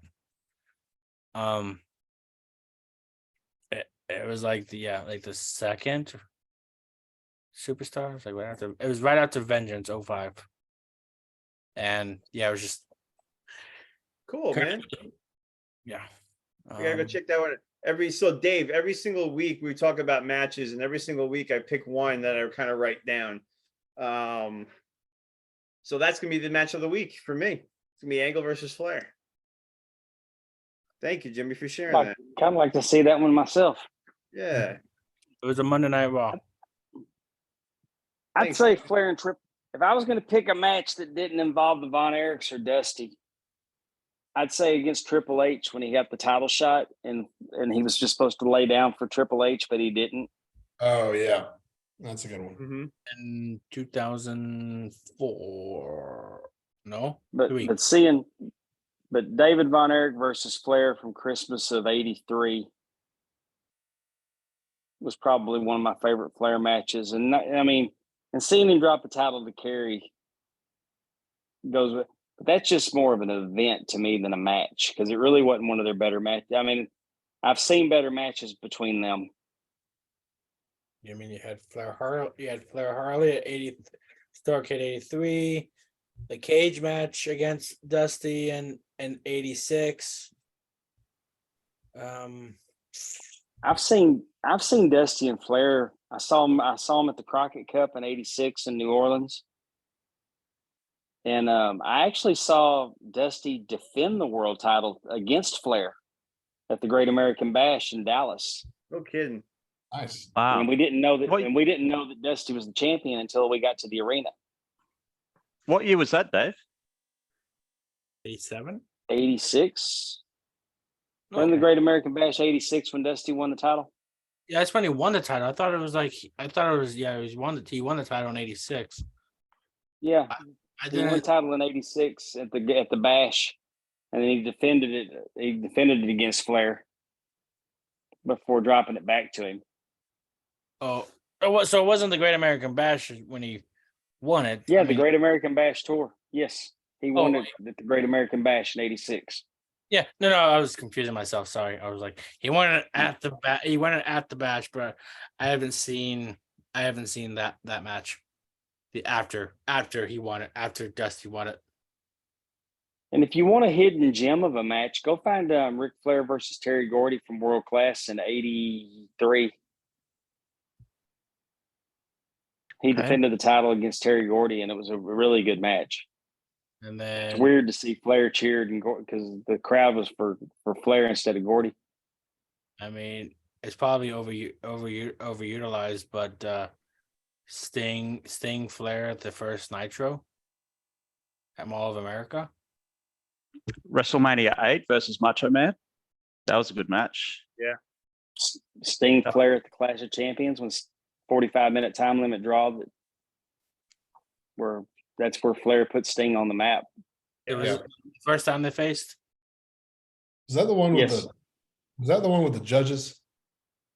They had the. No, that was against Steamboat.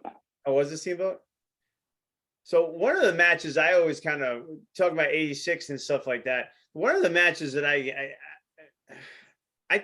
should Lex Luger have won in '86 at the Bash, at the Great American Bash? Do you guys think?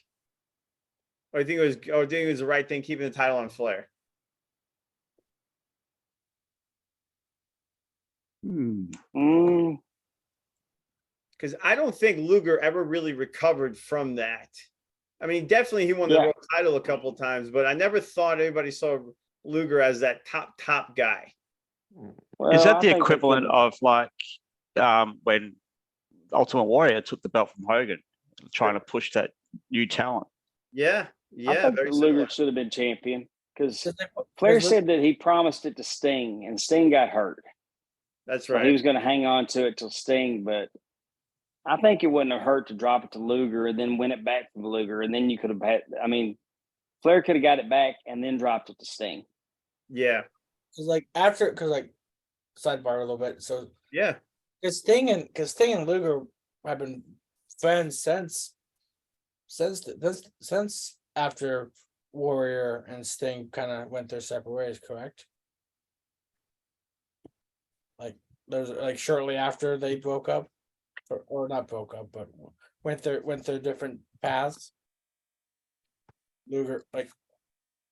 Luger entered Sting's life right after. The question I'm asking you, yes, Luger. Oh, we entered- don't know. We don't know. I know Luger and Sting were legit good friends. They were in the gym business together. Yeah, I'm not sure if they knew each other at that point, James. Is that what you're saying? So like I was saying, right after, Yeah. what I was asking is like right after Warrior went up north or went wherever he went, because Sting went down to Crockett. Yeah. Yeah. Sting went to Crockett, and Warrior left the Mid South and went to World Class, became the Dingo Warrior.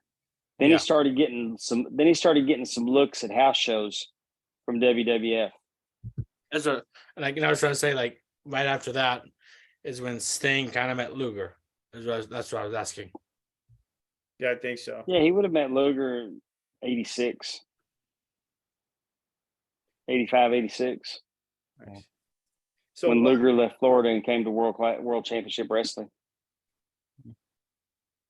So one thing that so thank you guys for all your input, the matches and the memories of Flair. And Dave, thank you so much for talking about this his last match. That was fantastic. Yeah. One thing I wanted to, I'm sorry, no, go ahead. I'm sorry. No, thank you. I appreciate you letting me talk about it.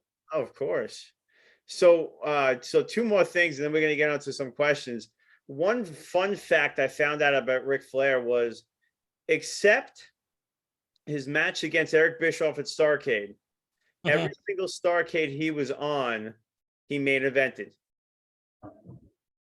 Huh. So Ric Flair main evented almost Ric Flair main evented almost every single match. I mean, every single Starrcade he was on. And when I say that he was on, is there were years that he wasn't on Starrcade. But every year he was at Starrcade, he main evented. I mean, the only years that was crazy. I guess 92, 93 when he was in WWE. Yeah. Pondwater, I got a question. Oh, Dave, Starrcade was custom made for Flair. I mean, that was his event. They kept it with him, so I thought that was awesome. Yep. I was just gonna ask, what did you think of when Eric went over on Flair? I hated it. I hated it all. I mean, at the time, I truly felt like that Eric was too busy. I'm trying to watch how I say it. Yeah. He was jock sniffing the WWE guys. Flair and Arn weren't good enough for him. You know, he wanted jock sniff Savage and Hogan and Nash and Hall and all them. He was in love with the marquee guys from WWE. I mean, I think that Eric doesn't really like wrestlers. I think he's more into sports entertainment. I think he was starstruck with Hogan. I think he's starstruck with Savage. I think that the reason he liked beating WWE so much is because he admired them. And I think in his mind, his perception was that WWE wrestlers and cast offs were better than what he had, and that's just that was my feeling at the time.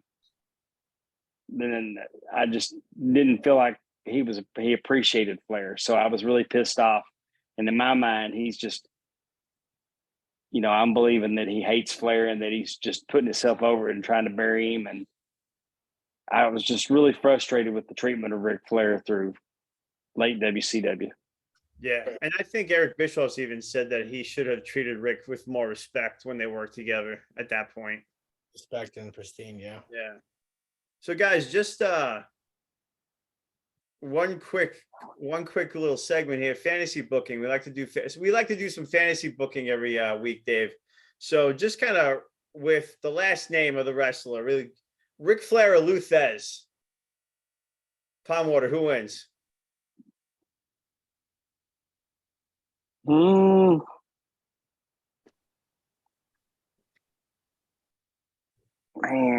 that's a rough one. Mm-hmm. I'm gonna say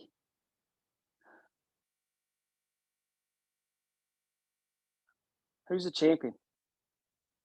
Lou Thez. And then Thez is gonna win. Thez is going to retain. Thez is gonna retain. Okay. Ben, Thez or Flair?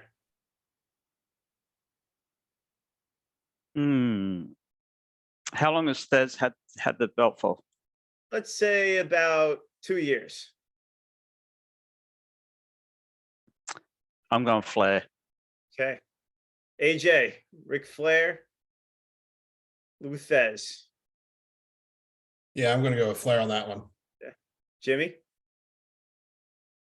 Who's babyface? Who's heel? Well, Lou Thez is a babyface.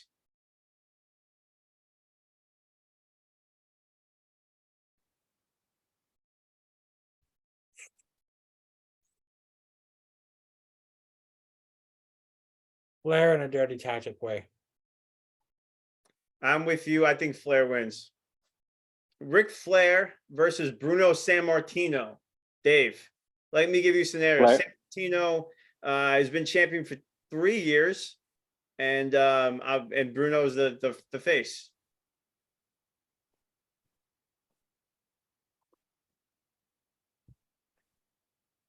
Flair. Ben?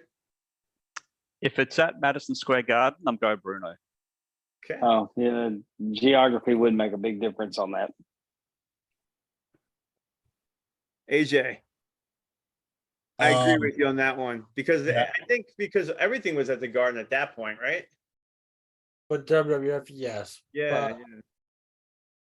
I'm AJ, thinking when I say everybody. Flair though, I'm thinking it's by count. I'm thinking it's by count out, or I think he was I don't think Flair. I don't think Flair takes the belt from Bruno, but I think Flair sets up a rematch with him by Gotcha. Yeah, getting the screwy finish on him. I agree with that one. AJ. Yeah, I mean, y'all could have said it better. Geography plays a factor. If it's in the Garden, San Martino's going to get the win, but it's going to be in a way to set up a rematch. Jimmy. Mid-South Coliseum. Flair. Okay. I think Bruno wins over Flair. That's mine. And then finally, the Four Horsemen version that we talked about before versus Evolution. Oh, the Horseman. Horseman? The Ben? Horseman. And Batista's taking the pin. Ben? If it's a wrestling match, I'm going the Horseman. If it's a street fight, I'm going Evolution. Evolution. AJ. Yeah, I'm going to have to go with Evolution on that one. James. Horseman, Triple H takes the fall. I like it. I think. I had 2 fantasy bookings. Yeah. Yeah. What is it? Flair in his prime. Gorgeous George. I And so said that offline. quick sidebar, me and Ben were talking before for a little bit, and we were talking about fantasy booking, and he's like, well, what about Gorgeous George? Forgot about it. He said, forget about it. There you go, Ben. Forget about it. So yeah, that's a good one. That's a good one, Jimmy. I've Dave, got what do you, one. yeah, hold on. Yeah, Dave, what do you think? What do you think between what was your thing just Gorgeous George and then Ric Flair? Oh, Flair, and Flair's going to cheat to win, but Flair's going to get him AJ, what do you think? just like he got Buddy Rogers. Yes. Yeah, I mean, Flair's gonna live up to the dirtiest player of the game nickname. It's gonna be a cheat win, but it's still a win. I like it. Ben. Yeah, I'm going Flair, but I would want to see that not so much for the wrestling, but for the promos. I think that that'd be- one too. I think that'd be great. That's great. Adam, what's your fantasy booking? So since this is fantasy booking and we're amongst friends, I do feel comfortable bringing this one up. Before he passed, it was said that Reed was pretty much the second coming of Rick. He just had 5-tool players. So Reed and Rick versus Dusty and Cody. Wow. Ooh. I'm going with I'm going Reed to and go Rick. Dusty and Cody. I'm gonna go with Dusty and Cody. Reed Rick. Dusty and Cody. Yeah, I like that Yeah. one. I met Reed. I had the opportunity to meet Reed, Oh yeah? and I expected him to be a cocky little turd, and he was a very, very respectful young man. It's awesome. That's great. I was so impressed with him when I met him. That's great. So we Right. mentioned so Nature Boy versus Nature Boy. Ric Flair wins. Yeah. Flair. Yeah, Flair did, and you can actually watch that match on YouTube. Oh no kidding. I just thought of another. One. Yeah. Ric Flair versus his suit jacket. I'm taking the jacket. The jacket's pretty resilient. The jacket. Yeah, it can take an elbow. Wait. Now, when you said Nature Boy versus Nature Boy, you're talking about Buddy Rogers, not Buddy Landell, right? I was talking about Rogers. Yeah. You can see that match on YouTube, and Flair Okay. won. Okay, Landell versus Flair. Oh gosh. Flair. Yeah, Flair. That just killed the segment. Thanks, Jimmy. All right. So next, Gorilla Monsoon versus Flair. Oh my God. all right. Well, this is the last one. I think Flair wins as a face because I don't think Gorilla would be. Was Gorilla ever a face? I don't think so. No, I don't think he so. was. When I saw him wrestle on the Madison Square Garden Network when we got cable. I saw him wrestle a few times, and he was never face. So I think Ric Flair wins that one. What about you guys? What do you think? Yeah, I'll go Flair. Flair. Woo! Yeah, Well, break it thank you for Ric Flair time, guys. Next is the Bros, as we say on the East Coast. Ben, what do we got for All today? right. And direct them Okay, anything so- you'd like. Well, I'm just going to throw them out there. So just popcorn. First up is Brad Stanton from the Kickout Crew. What did you think of the Harley versus Flair match at Starcade 1? He personally doesn't like it. But what did you guys think? I think the referee really hurt the match. I don't think Gene Kiniski did a good job as a referee. That's but I watch it through the eyes of a referee. I was excited to see Flair win. I was intrigued that Flair was the wrestlers came out and celebrated him. That was odd to me.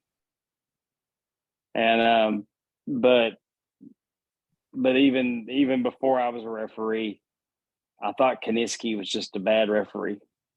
I thought that, I mean, he was distractingly bad. Wow. Okay. Wow. Interesting. Any other comments on that question? I never watched it fully through. Yeah, well, I was gonna say, Dave's thoughts on it make me want to go watch. It's been a while since I've seen it. It's been a good few years. I What else mean, you got, Ben? I'm Jimmy. All right. So sorry. Not Jimmy. Go for it, brother.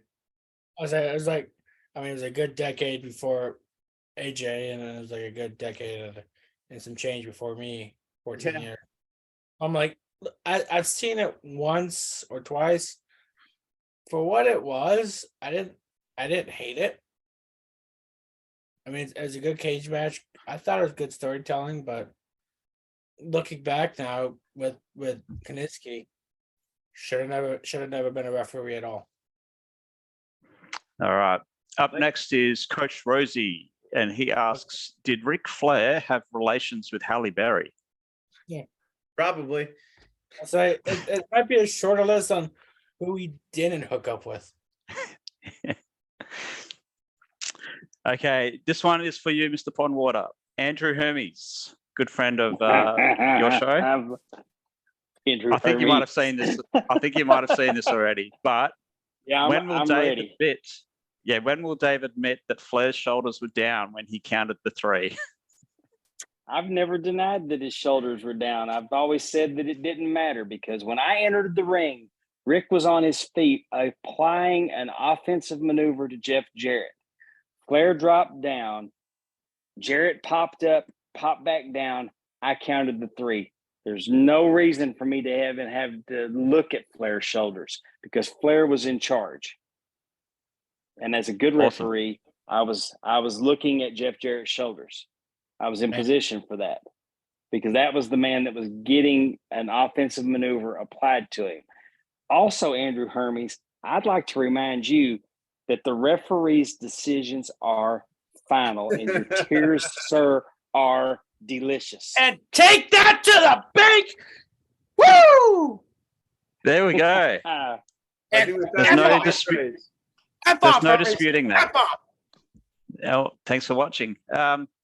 Okay, James Elkerai up next. Do you think they should honor the real number of title victories or just stick to the ones that they always say? So we know him as a 16-time champion, but apparently, with non-televised events, he's potentially a 21-time champion.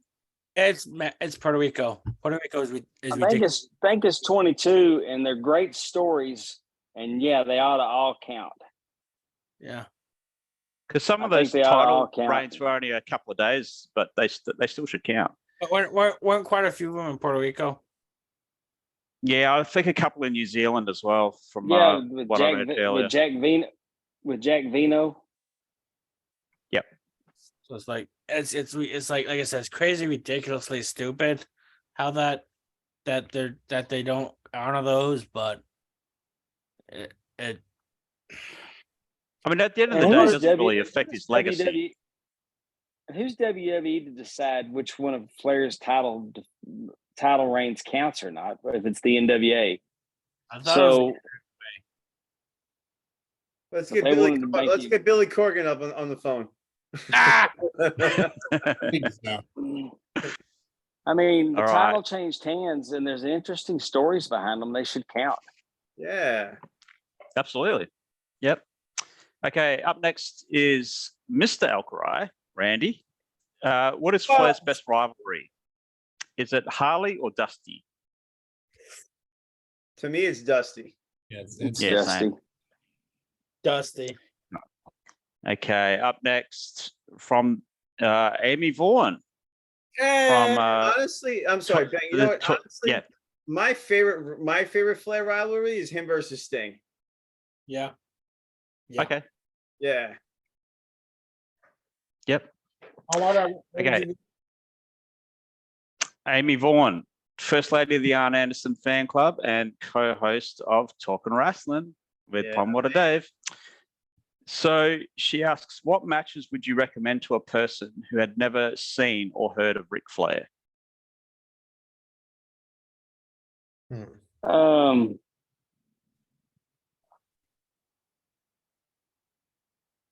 Ric Flair, David Von Erich, Christmas of '83.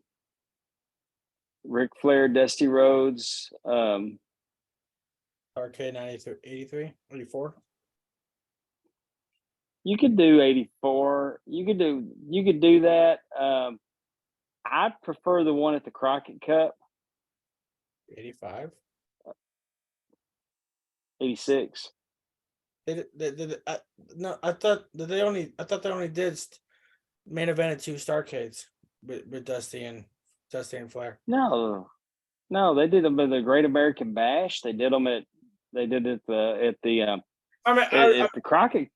I was only I thinking. mean, if you'll watch the I was day of thinking- the Crockett Cup, if you'll watch the TBS show, you have Flair out there talking about he's going to get on an airplane. He's going to the Superdome, and he goes, and I don't do no jobs in front of 80,000 people or something. And then Dusty came out and goes, and then he comes out and goes, I don't do no jobs either. So now what? And I was talking about, I was like, the only Starcades that they competed at against each other was 84, 85. That's what I meant. All right. Ben, So up next. Ben, I'll jump in. Yeah, sorry. No, to answer Amy's question, Ric Flair, Shawn Michaels, WrestleMania 24. Yeah. Yep. The Steamboat trilogy. You got to give the Steamboat trilogy. Oh yeah. Yeah. And Sting, Ric Flair versus Sting. Yep. I was actually going to throw in the 92 Rumble as well because that's a fun match. James. And I'm not sure that Ricky Steamboat's not the greatest rival for Ric Flair. Yeah. Pretty great. I mean, you can't go wrong with Dusty or Ricky Steamboat, but I mean, the Ricky Steamboat stuff was long before Dusty. Yep. Okay. Another member of the Kickout crew, Devon Dowling. He's got a few questions. So first one is, what championship victory is your favorite?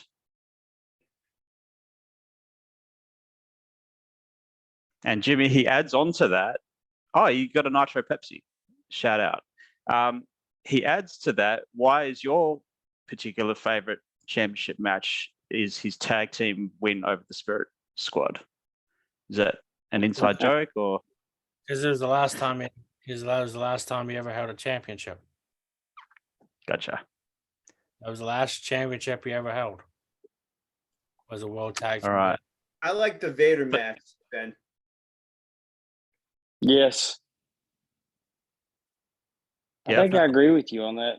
Yeah. If not, him and Triple H had a good steel cage. No. No, they're talking about which title defense. What was your favorite match during the title? Ric Flair's title defenses. His favorite favorite championship victory. Victory. For me, it was Vader. Oh, for me, it's a '92 Rumble. Oh, dude, yes. Yep. Yeah. Second time I forgot about the '92 Rumble tonight. Wasn't that your favorite Rumble? AJ, have you got a favorite Flair championship win? I'm gonna same as Super Dave's the '92 Rumble. Yeah. If it's not tag title, it'd be the Harley Race one. Okay. So Devon's next question is, who would you put, or who did you put the figure 4 in the most growing up? Like, we all had that one buddy, cousin, or little brother. Yeah, who suffered the figure 4 with you guys? My brother. Brother, cousin Javier, cousin Rudy, Beatty, she got that. My brother Ike. Okay. I used to Nephew. Hello, I nephew. used to wrestle against my cousin, Mhm. and because, like I said before, Flair didn't come on until '91. So the only person in the WWF doing the figure four was Greg Valentine, and nobody wanted to pretend to be Greg Valentine when we would play fight. And my buddy and my old classmate John Bach. Okay, so AJ, have you got an answer for that one, or? Yeah, I never put anyone in the figure four. Never got put in the figure four either. So Oh, interesting. Okay, there's still time. Okay, so Devon's last question is, who is the Ric Flair of this generation?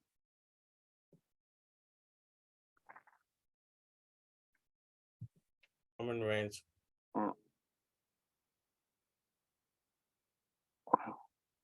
I want to say Seth Rollins because he cares about his appearance now, and he's known as one of the best wrestlers in the world. I'd say Seth Rollins. Seth Okay. freaking Rollins. Okay. I'll reject and go to Seth. Pondwater? That's a well. There is no other Ric Flair. Charlotte Flair. There you go. Oh, I got, you know what? Cody Rhodes. oh, interesting. Mm. I threw up a little bit. I wanted. Don't wait for your pick. Don't let Money Mike hear you say that. All right. Money Mike. All right. Next up is my mate Chris Power. Hey yo. So Hey, he wants to yo. know, what do you think about Flair bringing the WCW belt to the WWF? Was it a good move? Because apparently Scott Hall was quite vocal about it. I loved it. Didn't he? Yeah, I mean, Yeah, blur I thought when he said, I thought he accused Flair of going into business for himself when he asked that question. It seemed like I saw that question posted. But here's the deal, and this is with the belt going to WWE. Flair was proving a point, but Jim Herd and all his infinite wisdom. Jim Herd used to say that he was tight with Sam Munchnick. Well, if you were having a problem and Sam Munchnick is your mentor and Sam Munchnick was the president of the NWA, you think Sam Munchnick would have advised him that the NWA champion put up a $25,000 deposit on the belt. So when Herd wanted the belt, Flair wanted his money. And I mean, Herd's like F you, and then Flair let him know it's going to be F you long before it's F me. And that's why the belt ended up on WWE television, because he was trying to tie a tin can to Herd's ass. But as it worked out, once this all went to the court system, Flair not only got his $25,000 back, but he got like 41 or 44, because they made him pay interest on the 25,000 deposit. So that's why the belt ended up where it was, is because of a pissing match with Jim Herd. because Jim And Herd. Jim Herd just wanted to be right. I mean, he screwed with Flair way too much, and Sounds like a lot of people it sounds like a lot of people in WCW never really respected Ric Flair after Jimmy Crockett. non-wrestling people, Yeah. non-wrestling people. Herd, you think about Herd, then you think about Bill Watts, then you think about Eric Bischoff. He did not get treated very kindly, did he? No. He got treated good by Bill Watts. Oh, did he? Okay. Well, I mean, I don't think he was there. I don't think he was there when Watts was in control, but Watts used to bring Flair in, and Watts wasn't even a member of the NWA. Okay. The Flair, he'd bring Kerry Von Erich and Ric Flair in, and he'd put Kerry Von Erich versus Flair around the horn in Mid-South. No kidding. Yeah. Okay. All right. He paid Rick really well and used Rick quite a bit, and always featured him. Prominently. So All right. What else you got, but the Ben? non-wrestling people, the non-wrestling people seem to not have the amount of respect for him that wrestling people did. Yeah, I'm with you, Mike. I love that he made his WWF debut in that way. You know, he brought Big Gold with him and the real world champion. That whole thing, it was great. Yeah. Okay, up next is Bobby Duncan. His question is, what do you think Rick thought when Hogan turned heel at Bash at the Beach? I probably thought, I'm sure the booker in him thought it was genius. He's one of the smart ones. Yeah, that's a great question. Yeah, that's a great Flair question. knew, I'm sure Flair knew it was money. Yeah, absolutely. Probably couldn't wait to wrestle him. Well, I mean, that made. I'd like to ask Flair that question because Flair probably thought Sting would have been better for it. If I had to guess, because Flair may have thought the money would have been keeping Hogan in the red and yellow. Now that I'm talking it through, and he might have thought Sting, but I mean, but as a promoter and a booker, and all about making money, he had to have seen that was a huge money angle and would have loved it. I mean, they got mainstream media attention too, like worldwide. It wasn't just a normal episode, you know, a normal pay-per-view. Like it was just, it blew up.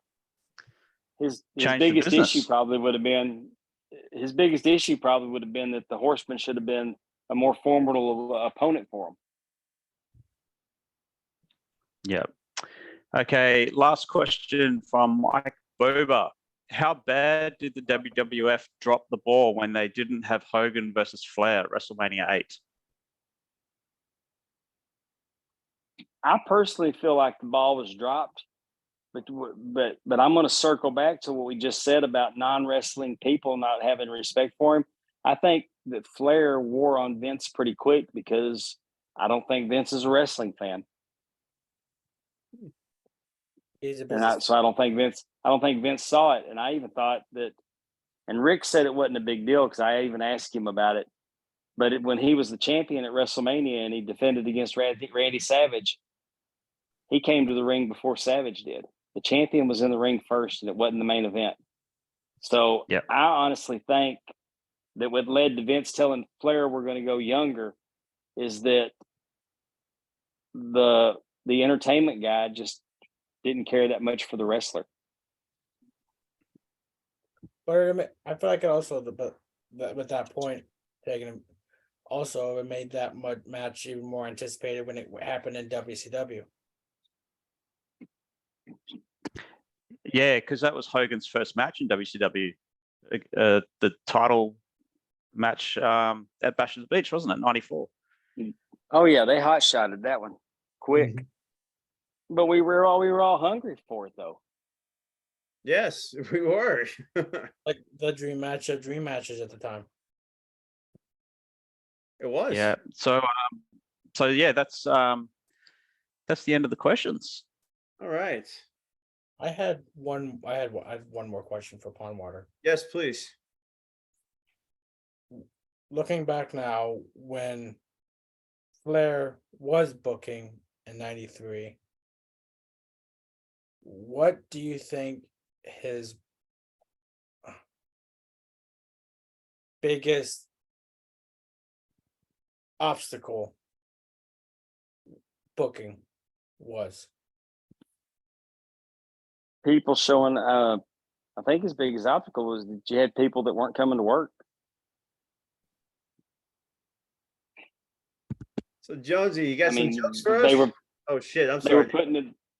They were put in a position, if I'm not mistaken, in '93, you had wrestlers that were starting to get guaranteed money and they didn't have to show up to earn it. And it's hard to book a program if you don't have the participation, or you don't have. I mean, when he did it before, you pretty much told him to do it, and if they didn't do it, you fired him. And now that he didn't have any recourse,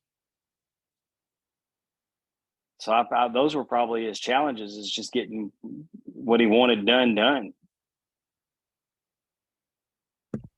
That and him being that him being a main event player, booking himself in those prominent roles. Well, they did because he beat Vader at that time in 93, 90. Mhm. Yeah, he beat Vader in 93. All right. Are you guys ready for some laughing? Not if you're telling any jokes. Oh, Hey, it's not a very good setup. His jokes are better than some of the jokes out there. Other jokes out there. So Dave, I don't know Thank if you, you're Jimmy. familiar with our The show. check's in the mail. Checks in the mail. So Dave, if you're not too familiar with our show, we have a segment called Jonesy's Jokes, which is exactly like fucking Waka Waka on the Kickout Crew. A little bit better. But We don't need another April Fool's joke between you and Bama. So Yes, we do. Johnny's gonna give us some dad jokes. I'm I ready thought you for were him. going to Let's have introduce. him. I thought you were going to introduce it the proper way, Gallagher. Which is the hottest rising segment in all of podcasting, Jonesy's Jokes. The original introduction. Okay. Some sad news today or this week.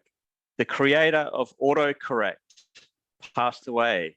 May he restaurant in peace.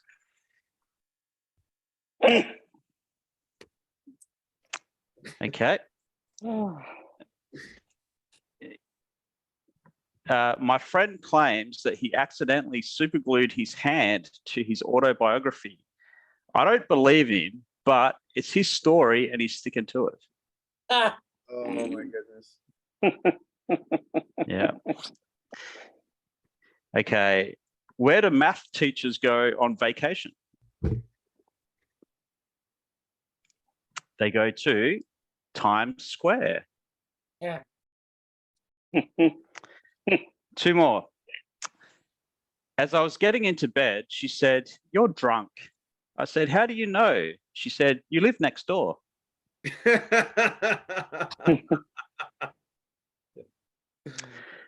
Okay, last one. My dentist was concerned about the stains on my teeth. He asked me, "Do you smoke or drink coffee?" I told him I drink it. Because you can't smoke coffee. Jonesy's jokes. Hey, Dave, we're going to have to get you back every week because you react the best. Yes. You actually indulge him. All right. Well, that's going to do it. It's from living in Mississippi. We're real polite. Well, that's going to do it for this episode of the Zip Code Bros. Let's go around the horn and just kind of Dave. So first of all, I want to thank Super Dave over here for joining us on the Ric Flair episode. And again, thank you so much for sharing your stories and engaging with us. And again, dude, such an honor to have you on. Thank you so much for taking the time and everything, man. Thank you from the bottom of my heart. Where can we thank you so much. You can find me on Twitter at Ref Super Dave PWD. You can find me on Twitter. You can find me on Instagram. And I think you have I think you have a show. Oh yeah, I forgot. And then there's Talking Wrestling with Pondwater Dave. You can get us wherever you steal your podcast at, from Apple, Spotify. It's on all the platforms, or you can watch us on YouTube at www.thepondwaterdaveshow.com. That'll take you to our YouTube channel. We broadcast every week on YouTube, Facebook, and Twitter. On Twitter, it's at PWD Pod. All right, thank you, sir. Ben, some parting thoughts. Yeah, well, whatever Mike said about you being here, Dave, I want to +1, +100 on that, because it's been so interesting and great to talk to you. And I believe this is the first time we've actually chatted on Zoom. So I appreciate your time and everything you've done for the AFS community. So you can find me on Twitter at AFS Ben Jones, and also the show at Zip Code Bros on Twitter, and you can watch us on YouTube. Thank you. AJ. Oh boy, here we go. The list. For the personal and the wrestling stuff, at the ARJ brand on Twitter. For the coaching and football stuff, at Coach A Jefferson on Twitter. If you want to follow the team that I coach for on Twitter, it is at Lakewood Football, then the number 1. So spell out the word football. Once you get to the A, just put a 1 there. Should find us. Also, I have a solo podcast that will be coming out with a new episode this week. Just One Man's Thoughts, which can be found on Spotify, Apple, all that great stuff, and on Twitter at Just Thoughts Pod. Nice. And last but certainly not least, my man James Sorensen.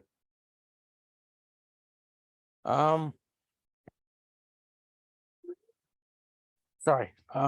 At OG James ad free on the Twitter.